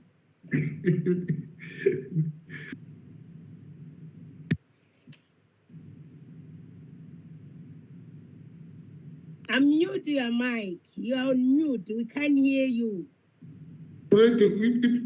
Yes, now we can hear you. I'm nearly saying that although we are talking, but we can't get out into a deep so that we can able to find out the really truth. So at this present moment, when the HOD was speaking on behalf of the Western Cape, it is still waiting from them to hear, to receive those documents stating out all those allegations. So really, to me, it's too difficult to say something, because even themselves, they didn't even satisfy themselves by finding out and diagnose exactly what is happening in this in the Knysna municipality. Thank you, Chair. Yes, I can agree with you 100%, Nabezita. Looking on this presentation, maybe the reason why this high-level diagnostic assessment was conducted during May is not shared with us is by virtue that is not yet shared with the municipality. Is that the understanding? That's number one.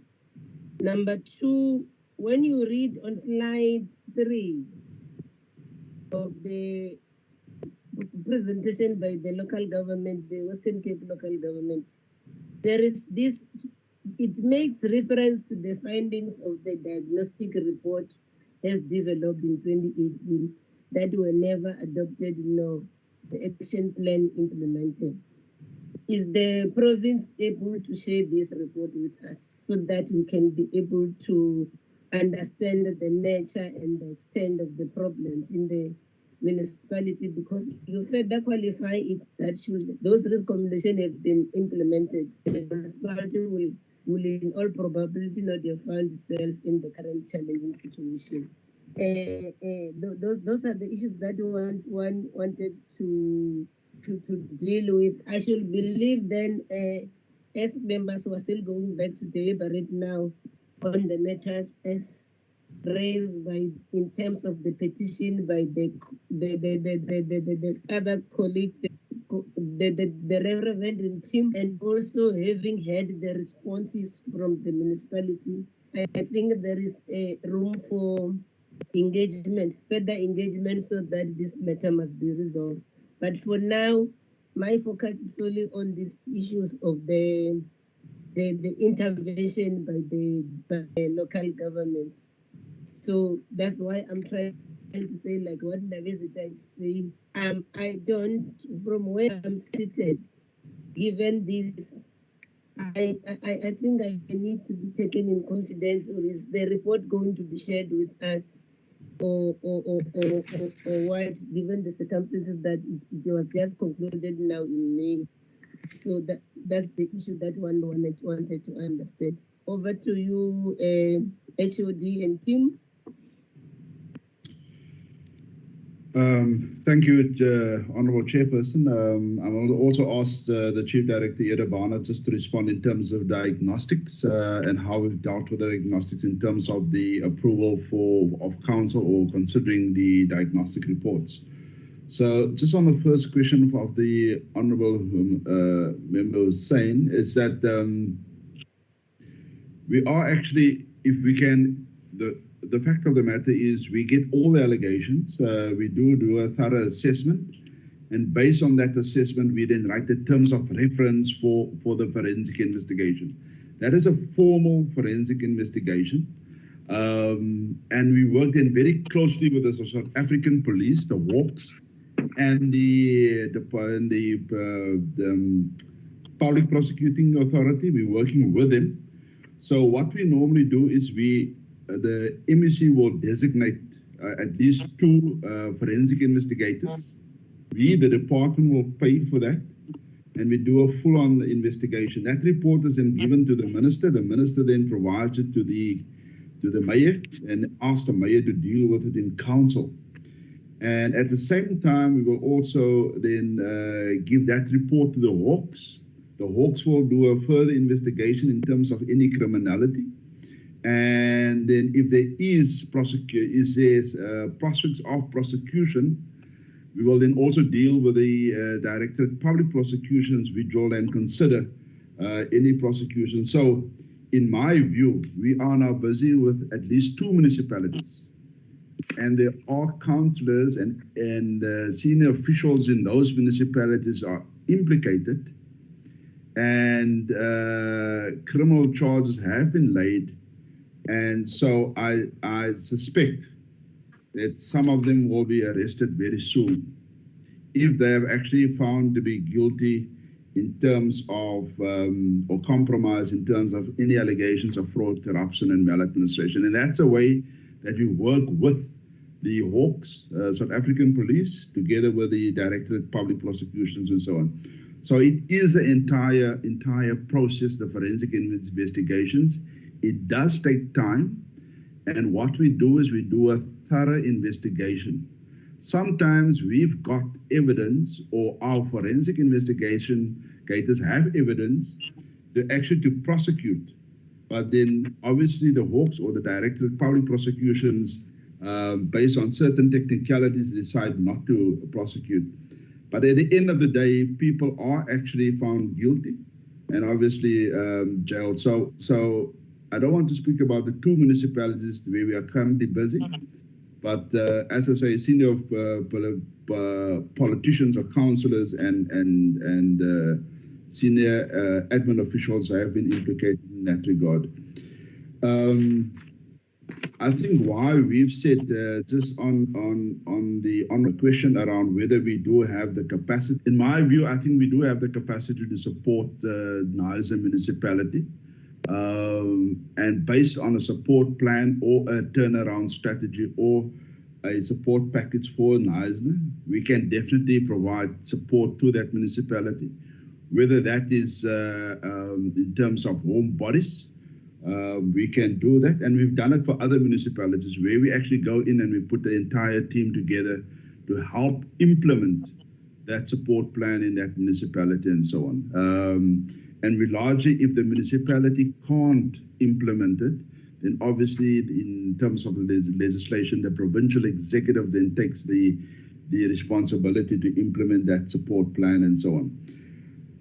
In our view, I think the MECs have limited powers to intervene in municipalities. We have gone in terms of the 139 legislation and have written our own provincial framework in terms of interventions and putting municipalities under administration.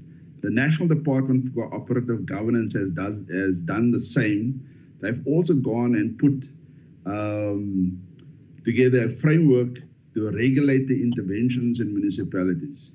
We are of the view that there must be mechanisms and legislation that would enable a sooner and a quicker intervention into municipalities and so on. But our primary responsibility is to provide support and assistance to the extent that we can to ensure that we actually turn around matters in those municipalities. We obviously do what we call, we've got an M&E system between ourselves and the Provincial Treasury. Provincial Treasury monitors the finances. We monitor the governance stuff and so on, and service delivery.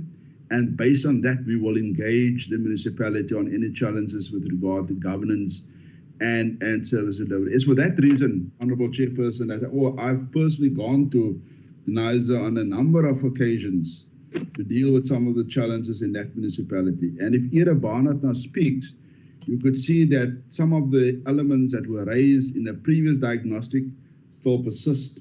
And we were at the time ready to help and assist that municipality. Honourable Chairperson, what I suggest is the municipality itself did not have sight of that, the latest diagnostic report.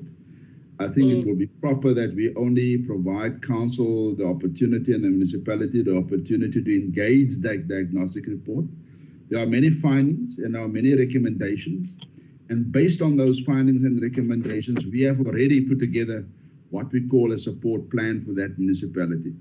So in the event that the municipality is amenable for us to assist and help, we would provide assistance to the municipality.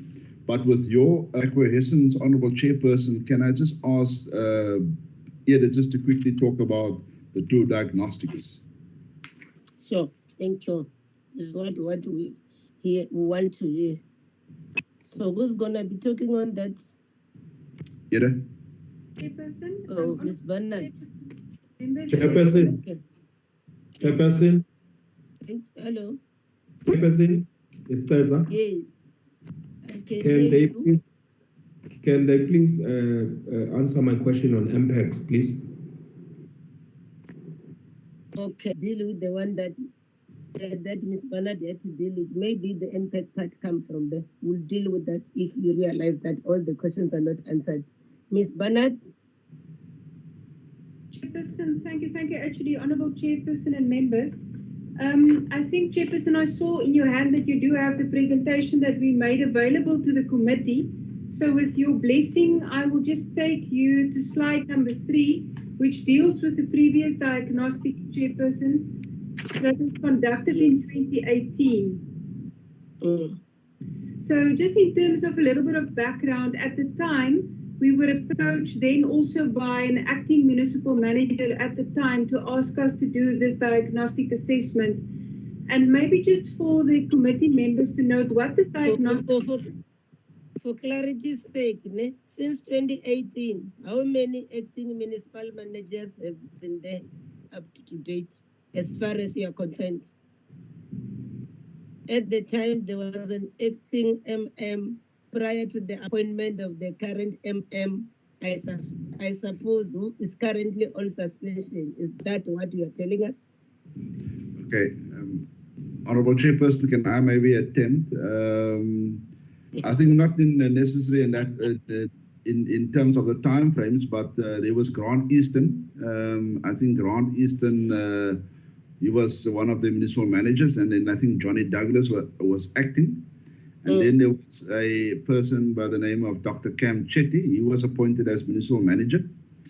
And I think he also left, and then Johnny Douglas came back as acting. He was acting for a while, and then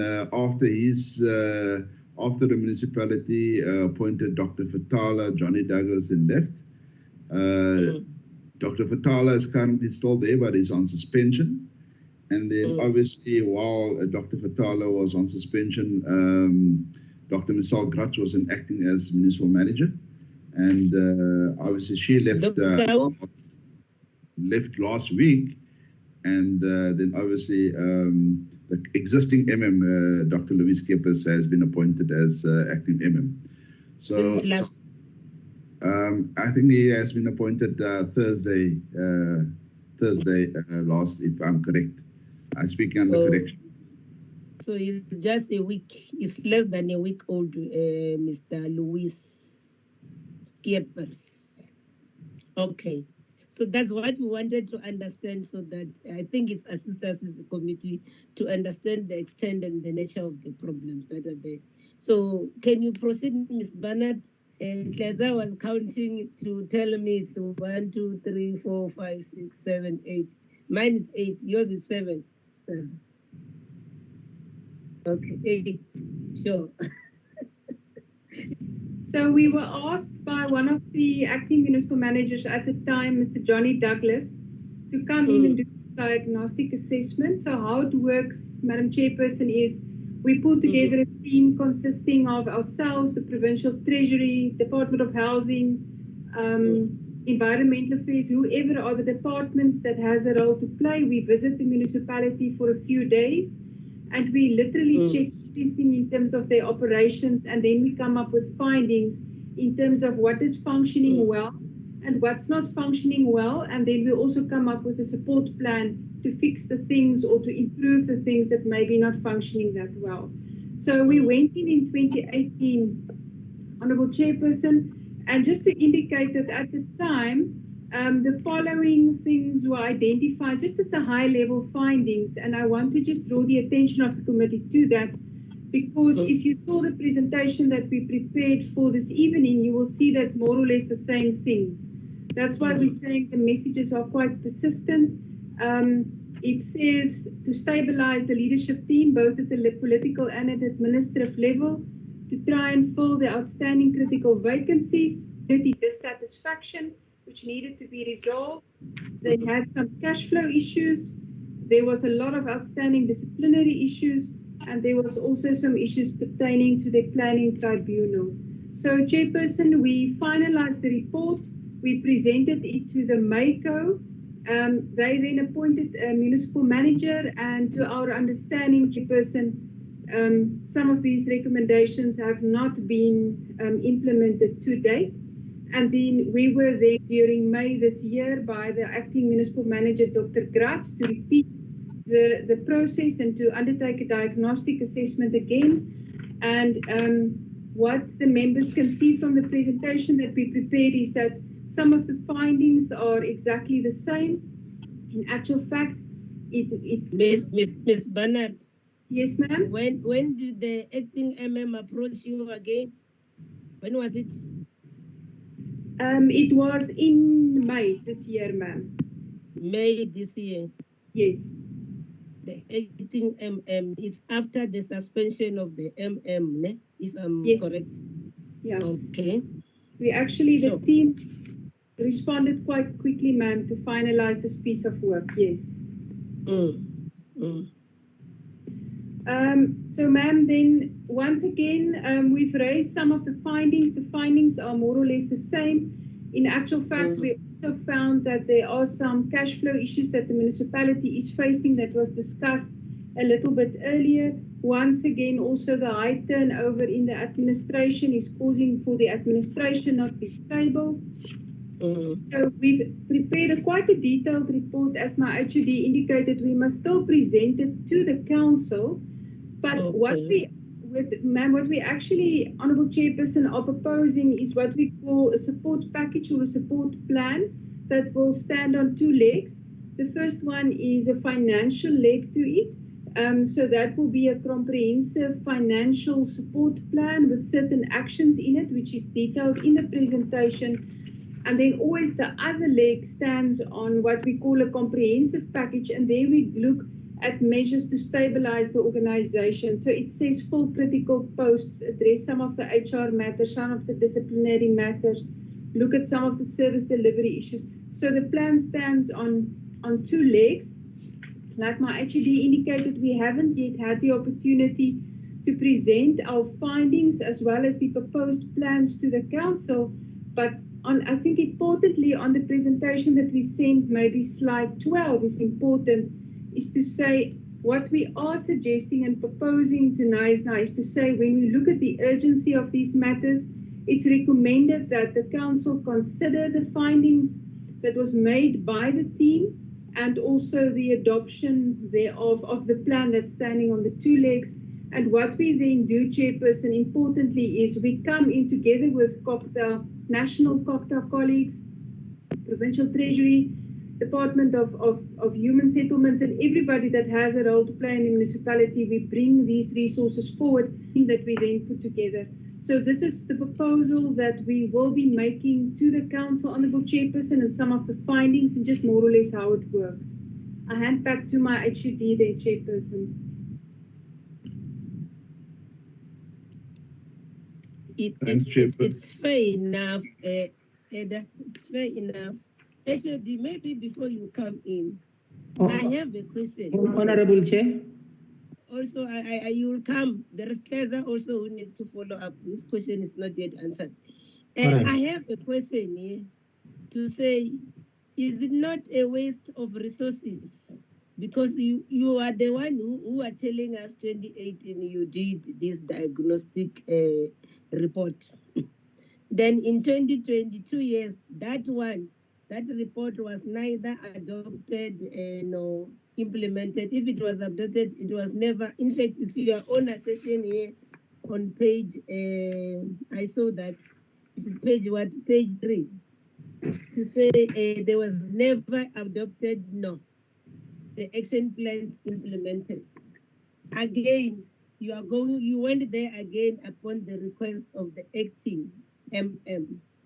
There is an MM that is the mere fact that is on suspension is okay, but the issue is that MM, since the appointment, found this having developed, there was no effort to take this matter to council get the action plans implemented. Now there is somebody who's an acting position who's already gone now. In fact, there's another person acting. And then I'm trying to raise, this is not an issue of wasteful expenditure here, because I know it's time. The team that you assemble, as Edna has said, it involves a lot of stakeholders, HOD, traveling, time, with these people are supposed to be, and these are people that have got responsibilities in their own offices.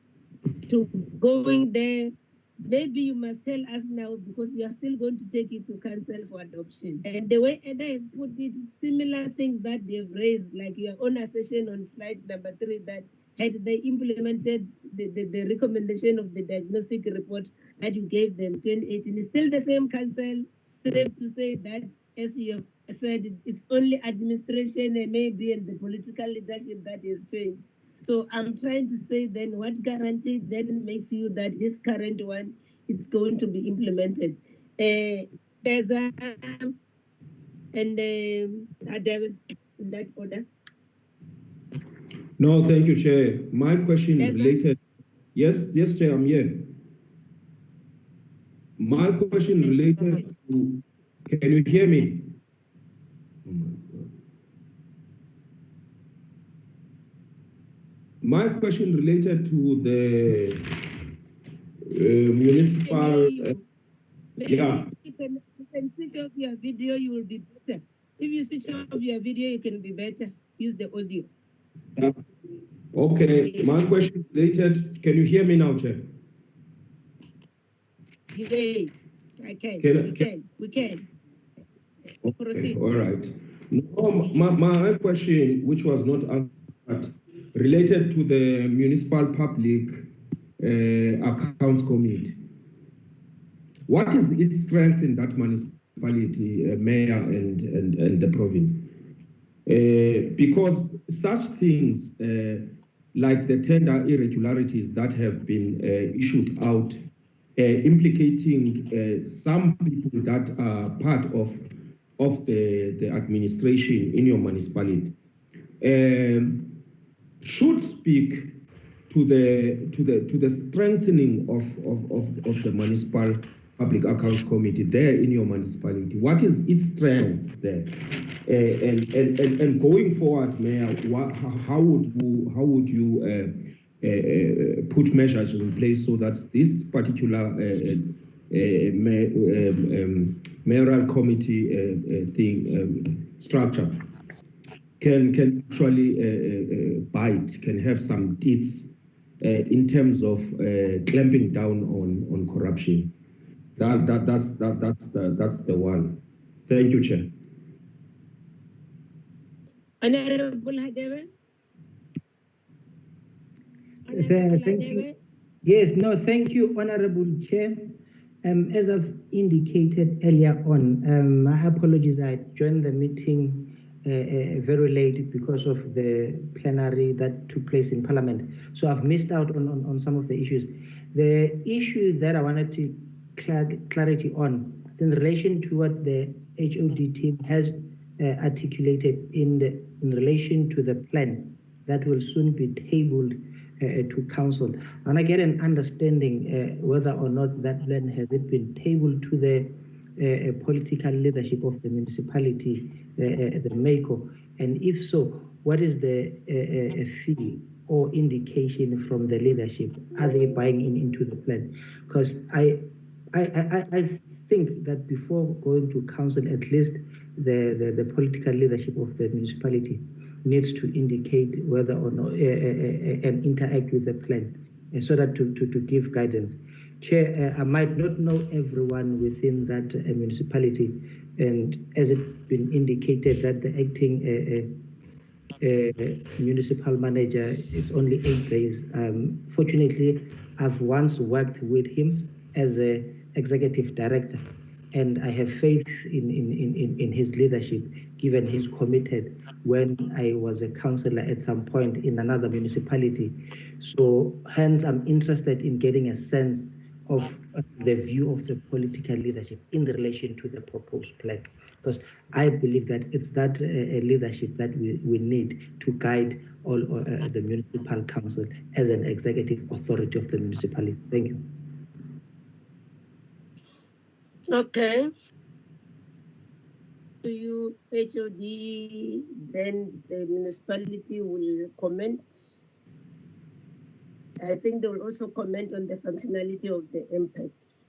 But then mindful of the fact that in terms of your report, that's one thing that you've picked up, the issue of the dysfunctionality of the committees. But they will be able to tell us now that there's a new leadership, whether they meeting, the committees are meeting. But over to you, HOD. Thank you, Honourable Chairperson. You're absolutely correct. The report has made findings and recommendations around the functioning of the committees.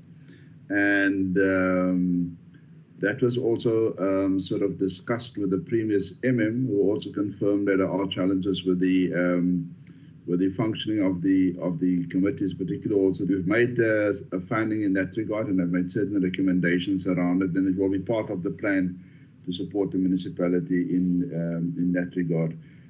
Just with the last member's question, the honourable member's question around the plan, it's obviously that if the council or the mayor or the MM then so deems appropriate, we will present it to the acting MM as well as the MACO and so on. I mean, we're not going to just go and say we take it to council and it must be implemented and so on. And I think out of their own experience, they can actually augment the plan and actually also give the current acting MM opportunity and the mayor opportunity maybe to add additional stuff that should be part of the plan if they wish to do so. Thank you, Honourable Chairperson. Just on your question, Honourable Chairperson, around the guarantee, I think our stance is that we work together with the municipality, with the acting MM and so on. And I'm sure, given the last comments of the last honourable member, that the acting MM will support us in any support that we wish to give that municipality. So I'm confident that we will be able to assist NISA. Obviously, I can't give any guarantees, but given my own relationship with the acting MM, I think we will pull it off. Thank you, Honourable Chairperson. Okay. Over to you, Mayor. Chairperson, thank you very much again. I don't even want to respond to the action about those 8 municipal managers which you talked about earlier. But I just want to tell you, Chairperson, that if there's allegations against any official, council is obliged to take action. And unfortunately, those actions leads to this type of situation where you've got more than one acting person in the situation. So we accept that as a reality. Chair, on the issue of impact, we've got a very strong impact in the municipality. A lot of these issues is currently on the in that regard. So I know that sometimes it takes a long time to get answers, and some of the members of the public get frustrated. Before you proceed, can you tell us why didn't you implement the diagnostic report as submitted to your council in 2018? You are not new. You have been there. You were elected in 2016. Ne? Now I'm putting you on the spot, jointly and severally liable. Chair. Why? It's not a question of why. That we did not do it. Some of that diagnostic report we still need to get to council. And secondly, Chair, we need to accept. 2018 one. Yeah, I'm going to get to that one now. We need to accept, Chair, that there was serious instability in this council since 2018. Serious instability. And I didn't want to mention it, but I'm going to do that. I was asked by, and I was not the mayor then, I was asked by a member of the business forum in Iceland, what do I think about putting this municipality under administration? And my response was quite simple. If you ask that question to me prior COVID-19, I would probably have said yes, because of the fact that we are for too long political unstable, and that creates other problems for the municipality. But we were standing in front of business in the main street, and I said to him the following: do you see all those people sitting there in front of that shopping mall in the main street? And there was about 100 people sitting there. Unemployed, hungry people that because of COVID-19 have been put in that difficulty that they cannot provide a basic food for their people or for their family. And I said to him, if you ask me now, I'm telling you, putting this municipality and administration is not going to assist those people sitting on the other side of the road waiting for work. So, Chair, yes, I would agree with you that we probably did not implement it. There was a lot of things that we were supposed to implement which we didn't do, and I admit that. And that partly and primarily is because of the instability and all these disciplinary actions. You see, Chair, the last acting MM that she resigned. She was not fired, she resigned. And in her response and reasons given to council then was quite simple. I cannot work under this situation where there is always interference from external people. Not the council, not the officials. There are people outside there that put her under serious pressure and therefore resign. I was quite clear in my response to her. We should never resign under pressure of people out there. We should rather deal with the problems. So, Chair, how does it happen that are you failing to govern your council so that external people then run your affairs? Chair, I can assure you, and I didn't hear the full question there, but I can assure you that this council as it is now, of which I'm the executive mayor, we listen to our people. We hear what they have to say. But we're not going to put a gun against our head by individuals or institutions to take decisions. It doesn't work like that. We're an elected structure, and we need to listen to our people and take decisions where it is in their interest, not in a few people that want to force the municipality to take certain actions. We're not going to do that. As the executive mayor, I'm telling you, I will not be forced by people with their own hidden agendas to take decisions. Chair, on the question of, and I didn't follow the Honorable's name, but they asked about the plan. How does the executive of the council buy into the plan which is put forward by province?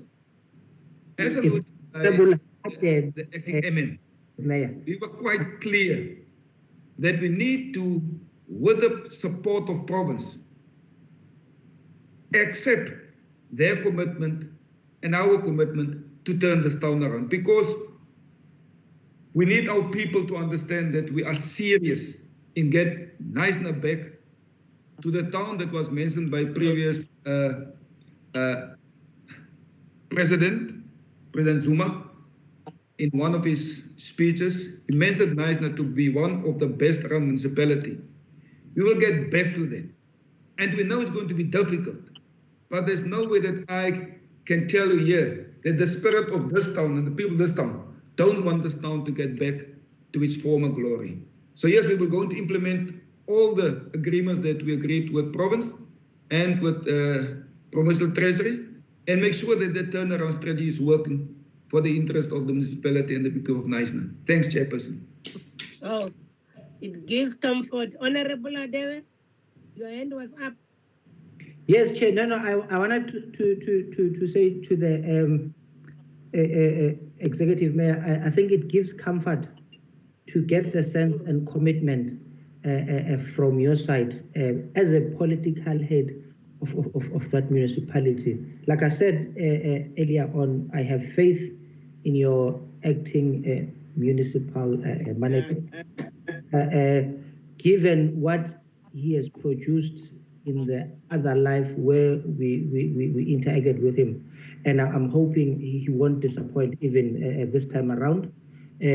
So if there's that commitment, we are going to hold you accountable to your commitment. Ours is to play our effective oversight and ensure that when two bulls are fighting, only the grass that gets to suffer, which is the local community, and ours is to ensure that that does not happen. So we are really pleased and grateful for your commitment. I think you need to be given time and space to perform your duties. Would like to get a detailed feedback with timeframes and milestone projections of what is it that, because it cannot be business as usual when some of these things are dating back to 2018. But we understand that we have recently taken over, so we don't want to crucify the wrong Jesus, but we are inheriting all the shenanigans and lack of consequence management. So when we put this question, take it in that spirit that you are a political head. So you're going to be like Jesus and die for the sins of others. But we are, Chair, in closing, I'm having a sense of comfort from where I'm sitting. Thank you. The way I understand it, the mayor is only 3 days in office. If we're not to calculate the weekend, including the acting MM. Yes, and yes. On that day, they proceeded with them. It was their first day in office. They were very lucky that the house didn't adjourn. But the reality is that over the weekend, I believe the mayor, the beauty about them, all of them, they are from the same institution. They know what are the issues. And then it's just that now they have this responsibility that they had to do now. They are responsible individuals, so they must take responsibility. So I should think this also give comfort to the HOD and the department, the Western Cape Provincial Department of Local Government, that there is a willpower, the will, and the political will in particular, to make sure that, so the undertaking that we are getting as a committee is that all these two reports, the 2018 report plus the 2021, there is a council meeting. I was told you were supposed to convene you are going to convene a council meeting also, no? That you make sure that these two reports are adopted. From there, you need to then plan with timelines, who's going to do what to address all the issues. I think then the provincial government can be able to share with us now the 2018 diagnostic report, because it's there already, though obsolete. And then such that when council also adopt this one, we'll get it from yourself, Executive Mayor, this one, 2021, so that you share it with us, because this is a matter that we want to follow up as a committee. I was also then to follow up as a committee, then we'll again schedule a meeting with you in the next quarter.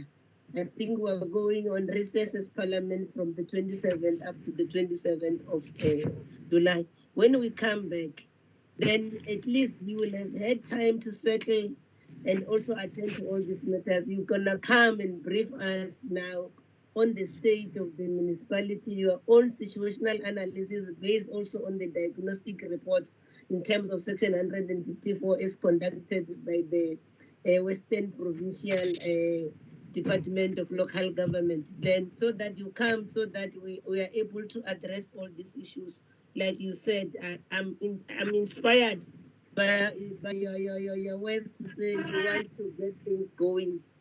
I think we'll watch with that. I think Honorable Hadebe has covered it mostly on that one. Then I should think now we need to come back on the, unless if some people have got other issues, we listen to both parties in line with the petition, because now the speaker wants us to adopt a resolution based on the petition. Honorable Hussein, I think you will assist me on the way forward, even listen to the both parties, or did you give the complainants the right to respond on what the municipality has said? Can I hand over back to you so that you deal with this, so that you are able to finalize the issue around the petition? Then I'll take over on the other matter. Over to you, Honorable Hussein. Yeah, Chair, thank you very much. I think that that we've had quite an in-depth deliberation, and I do think it will only be fair to just give Naisna United an opportunity just to say a few words before I give back to you. And I think DM Bapela is also has some comments to make. So maybe I can ask Naisna United, the good Reverend, are you still there? Chairperson, thank you very much. I am still here.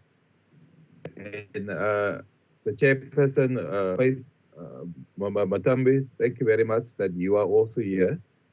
And thank you very much for everyone who participated. We are not going to respond on anything that has been said, especially not by the Deputy Mayor. We will put things in writing. But we are very confident that the new executive mayor, that he will definitely take matters up and that he will do the right thing. We also know the new acting MM. I know him personally, and I also know that he is a man that will do the right thing. So we are happy with his leadership. But we however maintain our position. The question would be, can Naisna afford for so many months two municipal managers? So we will just put it there, but we will, as you, we have one thing, I will be right, and we will be sending something in writing to the committee. But thank you very much for giving us the opportunity, and thank you very much for your great concern for Naisna. And what I picked up is that you really want to intervene and that you want to get the situation right in Naisna. So thank you very much for that. Okay. Over to you, Mjambi.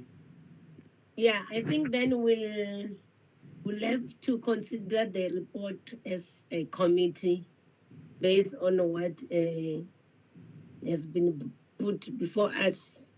I should again indicate is to say once people write to the speaker, like we are dealing with this, is a competition that has been forwarded to us from the office of this. Once the speaker receives petition, normally what comes to mind then it's a sign, an indicator, DM Papela, to us to say something. The municipality is not performing its function as it's expected to in terms of Section 152 of the Constitution.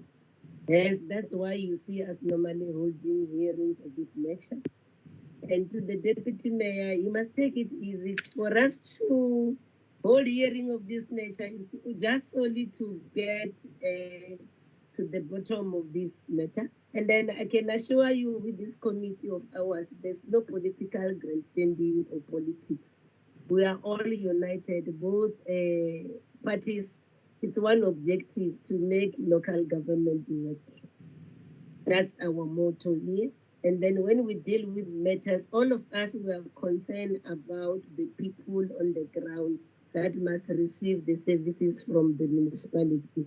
And once we see a signal or a sign that shows that the municipality is not fulfilling its mandate, that's where you find us intervening. DM Bapela, I didn't see any representative from COCTA nationally here in this meeting. You can see Salga is here, even the deputy president of Salga is in attendance of this meeting. But I couldn't recognize any official from COCTA who's deployed in this province supporting the municipality. Ralph, is it you? Ralph, whose mic is on? And the executive mayor's mic, can we mute the mic? Ralph S. and the executive mayor, can you mute your mics, all of you? Okay, thank you. So that's the point that I'm trying to say. Then in terms of this also, there is the report that we'll want to hear from COCTA nationally on the affairs of this municipality as to what is happening. But I know it's a multidisciplinary team, as the HOD has indicated. to say once you do these reports jointly, you do it with COCTA nationally. So basically, those are the issues, because we'll have loved to hear the input of COCTA as well. And we can see there's no one from COCTA here. Maybe the DM will be able to give us feedback. Yes. Chairperson, DD Kevin Naidu is in the meeting. Is he here? Mm. And is a deployee in the Western Cape, I suppose. Well, he does do some work also in the Western Cape. The Western Cape. Yes. Yes. Okay. But he is listening, and we have been taking notes, and I'll just want to comment later once given an opportunity. Oh, okay, I should come in now. Okay. No, thanks, Chair. I'm glad. Yes. I'm glad that he's here, because I tried to check on my list the attendees here. I couldn't pick him up. I don't know what happened. And he's here, you're very right. Unless he joined the meeting later after me. It's okay. Proceed. No, he joined even before me. No, Chairperson, thank you very much. And then also to members of the Portfolio Committee and to the team from the National Local Municipality led by the acting mayor and the acting MM and other people. It has been a very useful information that was able to be presented to the Portfolio Committee. And I did engage with Kevin Naidu to say, where is COCTA support in that particular environment? We have not yet initiated as yet a chairperson, but having listened to the information and also the province also wanting to go and give the support, we will be engaging the province COCTA through the MEC and then the HOD with the Director General of COCTA to really begin to see what effort are they doing to support, and then obviously we can invoke 154 bracket 1 where then both levels, national and provincial, can go in and give that support. And I think even in the input, the mayor and the MM and the province were calling for the support that should be joined in by the national department, which is something that will be then taking home with Kevin Naidu, so that we could then begin to see this team going to help and then also supporting the municipality. And I think, as Minister did indicate to the portfolio, we have not been using much the 154 bracket 1, both as a national and province. We wait until things are as 1A, B, or C. And yet we could have used the 154 together to go and give whatever support, financial, engineering. It could be the capacity at the level of the MM if issues are there, or the functioning of the municipality as a whole, the council as a whole. We have not been doing that much except just invoking 1391A, B, or C. And I think the minister did indicate that going forward, that's how we are going to be doing, assess immediately, and then we have to move in and then arrest the situation before it becomes a distressed municipality. And also, if the province is not performing its function, we still have 139 bracket 7, when directly the national department can just walk in and then begin to help directly to the municipality if the province is not performing its functions. But we hope, therefore, that together with the national and the provincial COCTA, we'll be able then to go and help the Naisna municipality. And I think the team has given us hope. The new people who are 3 days in the office, they seem to be knowing what they want to do, where to turn things around. And then I think, I must say, I leave this meeting confident, and I think they will then need this from national and the province really to make the municipality function once more. Okay. Yes, it's a breath of fresh air, DM. Thank you so much. Then I think then we need to excuse our visitors. The Naisna United, led by the chairperson, Reverend Stander, and the colleagues. Also, the Naisna local municipality led by the executive mayor and the deputy mayor and the management team. Special thanks to you, HOD, and the team from Provincial Department of Local Government. Also to appreciate the two colleagues from the Provincial Treasury. I see you were never, so I believe you were acknowledged by the chair in my absence. We want to thank you, Ms. Cupido and Mr. Mapei, including the Salga Deputy President, Councillor Stofile, and the Provincial Director of Operations. We want to thank all of you for being part of this meeting today.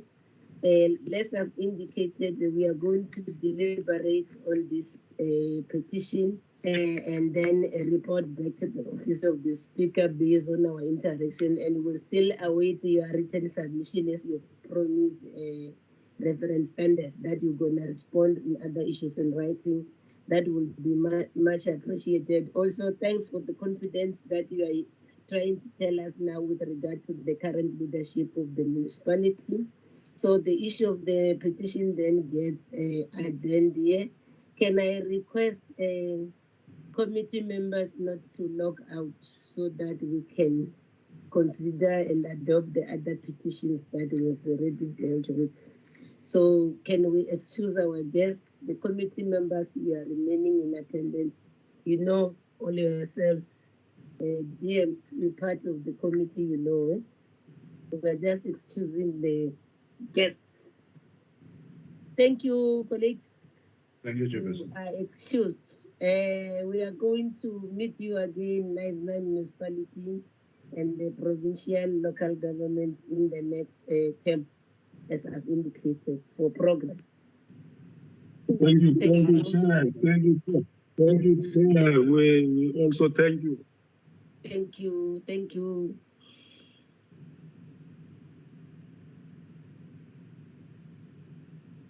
Leave the meeting. Those of you who are supposed to leave must leave. You don't know how to leave the meeting, Chair. It's They only must dear leave. Muno. It's because he's not coming from Pundu. Yeah, give babes. I call him babes Wama Vichwa.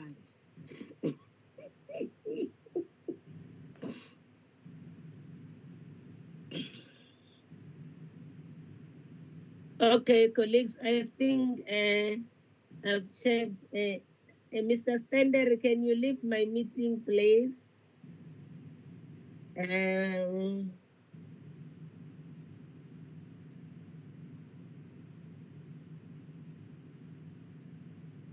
Yeah, we are now back to the business of the day. Colleagues, there are, I think, if not 5 petitions that we need to deal with the draft reports. The first one deal with the, I hope you brought them along. Remember, we were supposed to consider them last week, Friday. The first one is, there are 5. Let me just read them so that you know what are we talking about. The first one is on the petition relating to the Glen Marais substation fire incident under the city of Ekurhuleni.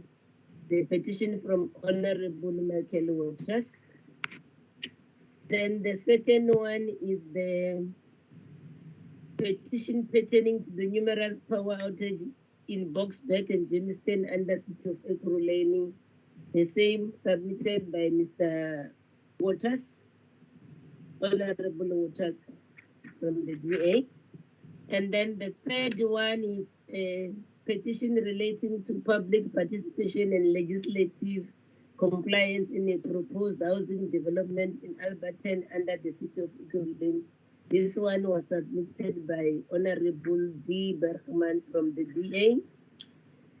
Then the other one is the petition from the residents of Nelmapias Extension 22 calling on the Gauteng MEC for corporate governance, human settlement and traditional affairs to attend to their service delivery grievances against the city of Tshwane. Yes.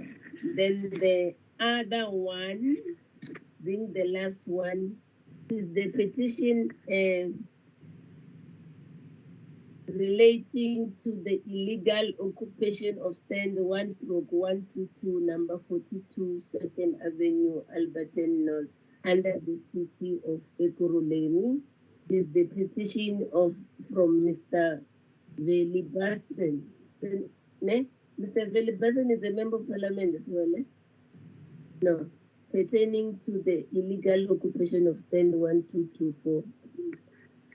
Yeah. Yeah, this came from Mr. Bergman as well. So those are the 5 ones that I'm dealing with. With regard to the first one, on the draft report of the with regard to the petition relating to the Glen Marais substation, can we deal with it page by page? Page 1 are the issues that the colleagues want to raise.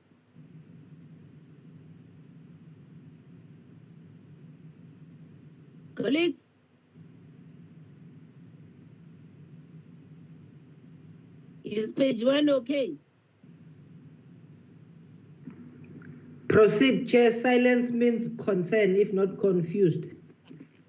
And then let's go to page 2, the committee observation and the recommendation.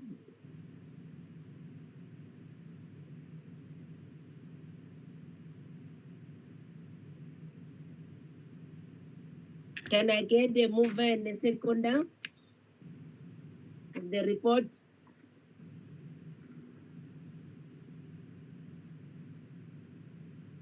The recommendation are that the city of Ekurhuleni must further investigate and research and report to the committee on the state of the civil connecting. I want to read 4.2 also. The city must report. We have it, Chair. Agree? Yes. You are moving. Can I get the seconder? The mover is Hadere DH. Yes. Supported by who? I support you. Is it Celia's Brink? Supporting. KC. KC and Giorgio. Further. I see the mic of Honorable Greenwald. Sorry, So, Chair. are we moving to the next one? Yeah? Sorry, Chair. Now, I wasn't at that meeting, so I don't think I must second. Okay, you realize that late. Okay, the second one is the one for petition pertaining to numerous power outages in Boksburg and Jamestown under the city of Ekurhuleni. Any correction or spelling mistakes or anything editing on page 1? The content, Chair, is a true reflection. I'm not a fundi in grammar, but the content is key. And then the committee observation and the recommendations? A true reflection of what transpired. I move as a person who fully participated in the meeting. There's a mover for the adoption of the report. Seconder? I was also in that meeting, Chair, and it acted. So it's BH Hadere, seconded by K. We're moving to the next one. Petition relating to the public participation in legislative compliance in a proposed housing development in Alberton under the city of Ekurhuleni. So there was progress on this one. So we welcome the good news on this one. Remember? So mover and seconder.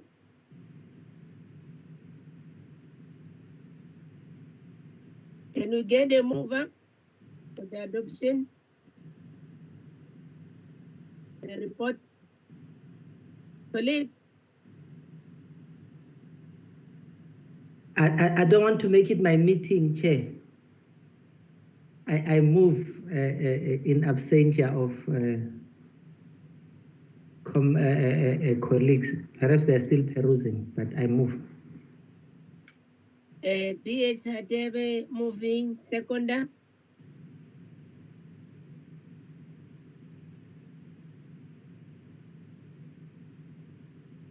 I second, Chair. Inkosi Lutuli seconding. The next one is the petition pertaining to service delivery in Nelmapias Extension 22 under the city of Tshwane.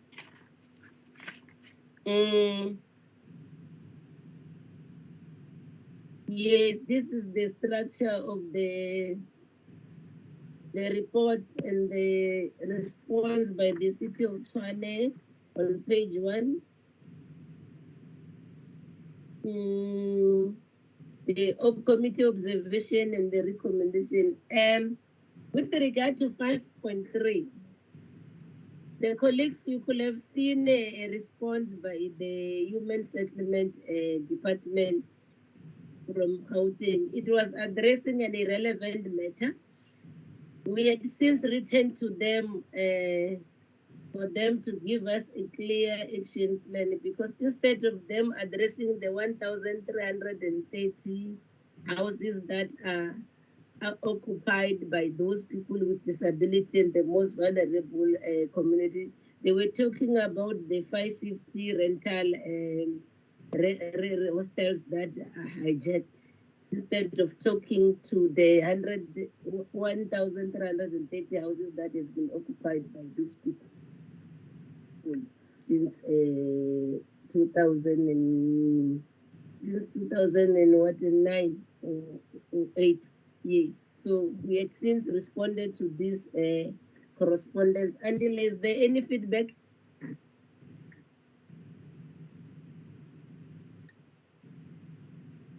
No, Chairperson, they have not responded to our correspondence as of yet. So we'll have to follow it up. So I think the recommendation standard is that they should have responded by end of June 2020. Can I get a mover and a second? I was just giving you the matters arising on this matter. Chair, can I just get clarity? Will this not be affected by the latest court outcome in terms of with the way forward? No. The people's grievances don't get, because this is about the provincial government that is not delivering the services. It doesn't affect them delivering services. These are petitions. It has got nothing to do with the functionality of the municipality, whatever. More so in the meeting, it was very clear this is the sole responsibility of the Department of Human Settlement in the province. Captured, Chair. Sure. Sure. Mover and seconder.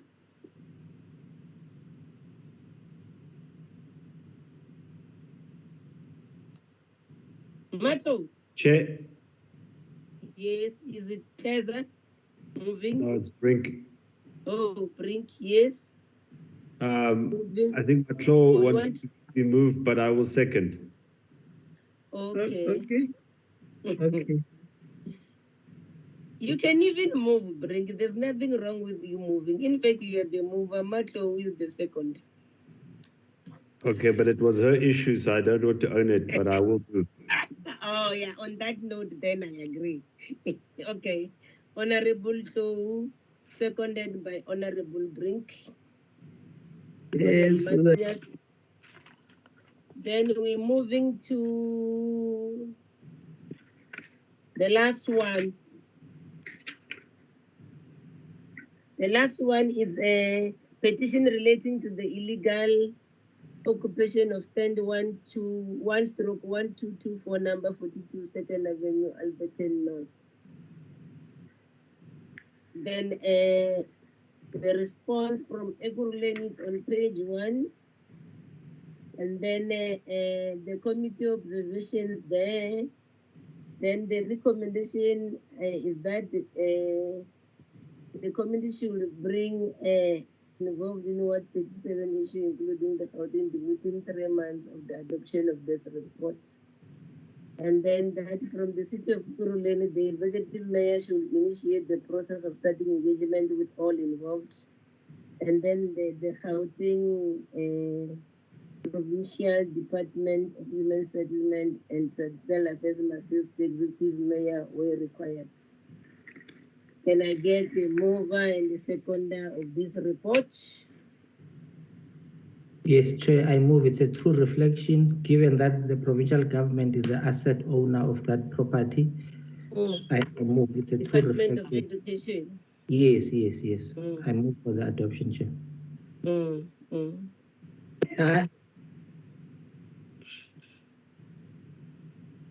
Seconder, who's seconding?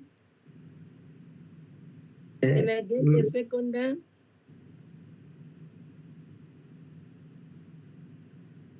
Who's the seconder? I second, Chair. Opperman. Oh, Honorable Gisela Opperman, you are seconding. Then that has made us to finalize the petition. Can we be reminded of the program moving forward, Shirin? What's happening when?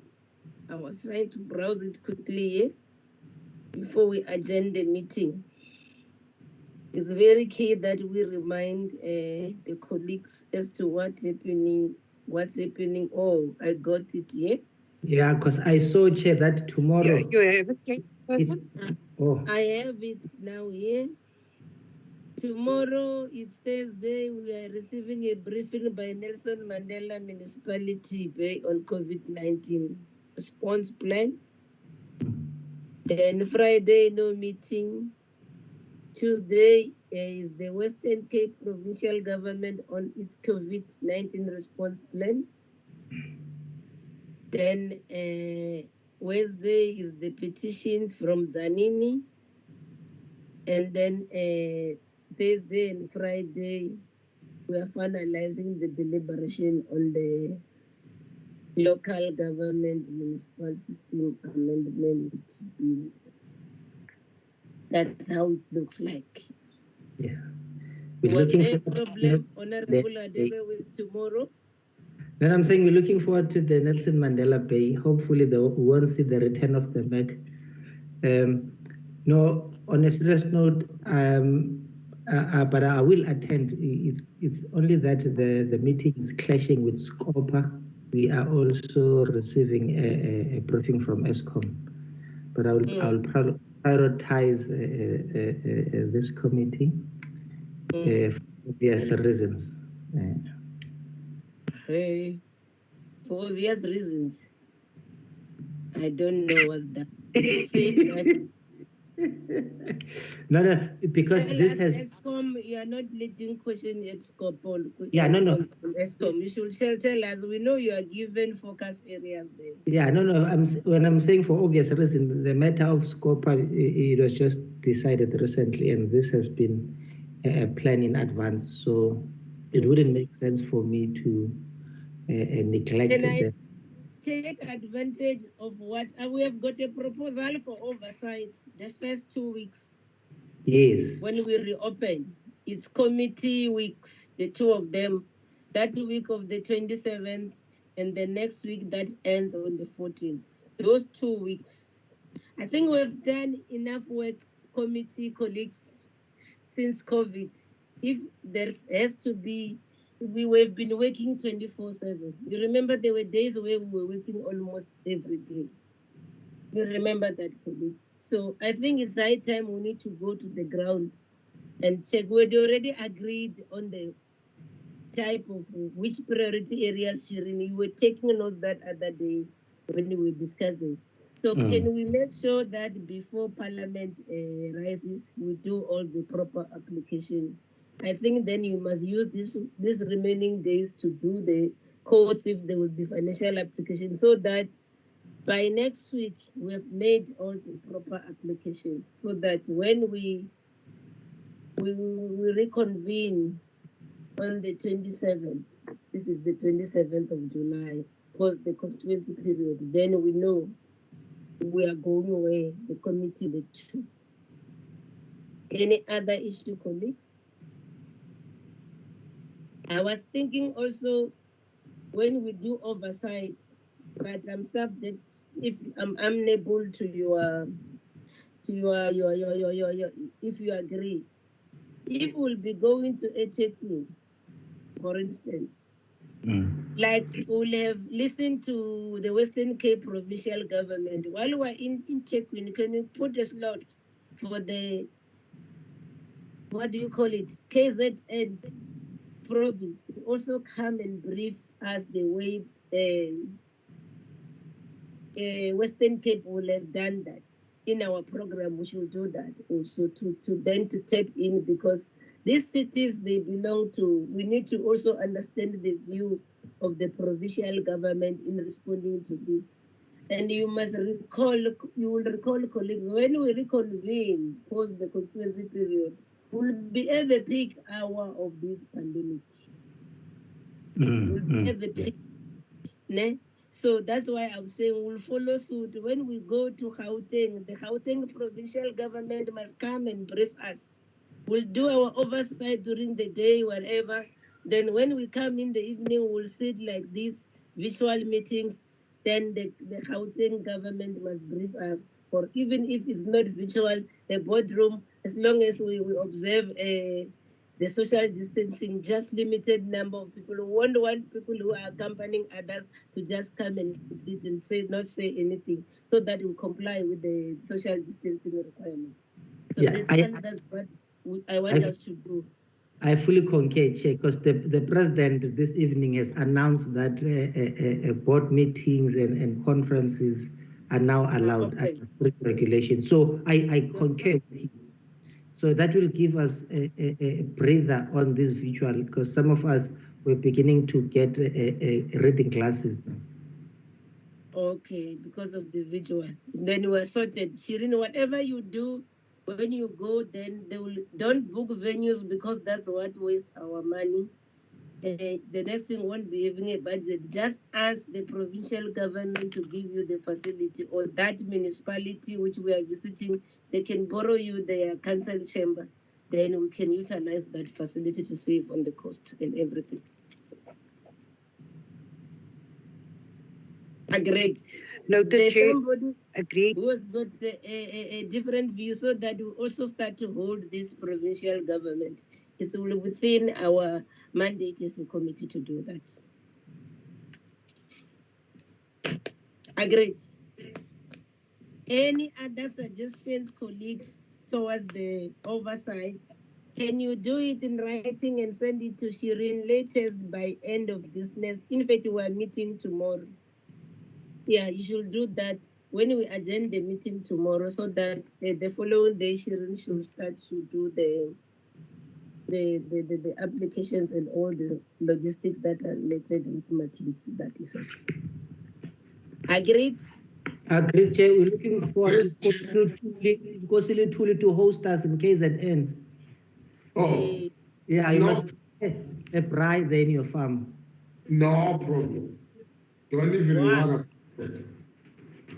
That will be nice. Don't even worry about that. Okay, we are sorted. We're sorted, Chair, we're sorted. And then let me close the meeting formally. I'm forgetting, and I know the reason why you're not leaving. I must do this honors. The members present in this meeting is Honorable Gisela Opperman, Honorable Becky Hadebe, Honorable Inkosi Bilu Tuli, Honorable Khanya Teza, Honorable Megito, and Honorable Silias Brink. Those are the members that are present. Did I omit somebody? Nobody. So I should thank you, colleagues, for your participation as always. The meeting gets adjourned till we meet tomorrow. It's what time? 18 hours. Post the president answering oral replies in Parliament. Yeah. We missed the commissar. We missed the commissar. Is she preparing for president tomorrow? Definitely, she might be. No, yeah, I don't know where she is. We can ask Kaiser where she is. Hey, but Yeah. she was on fire today in the house. Yes, Remember? yes. You were there. I'm sure Always she's. on fire. I'm sure she's fueling for tomorrow. She might be tired. The way she was shouting in the house today, the voice might have gone away when the lights are out. But we missed the Please send regards to Komizam Khalid. Keza will do that. I'll also do this, post this to phone her and find out what happened. Then, colleagues, you must enjoy your evening. Let it be a good night. Till we meet again tomorrow. Take care. Take care, Chair. Bye. Thank you. Bye-bye.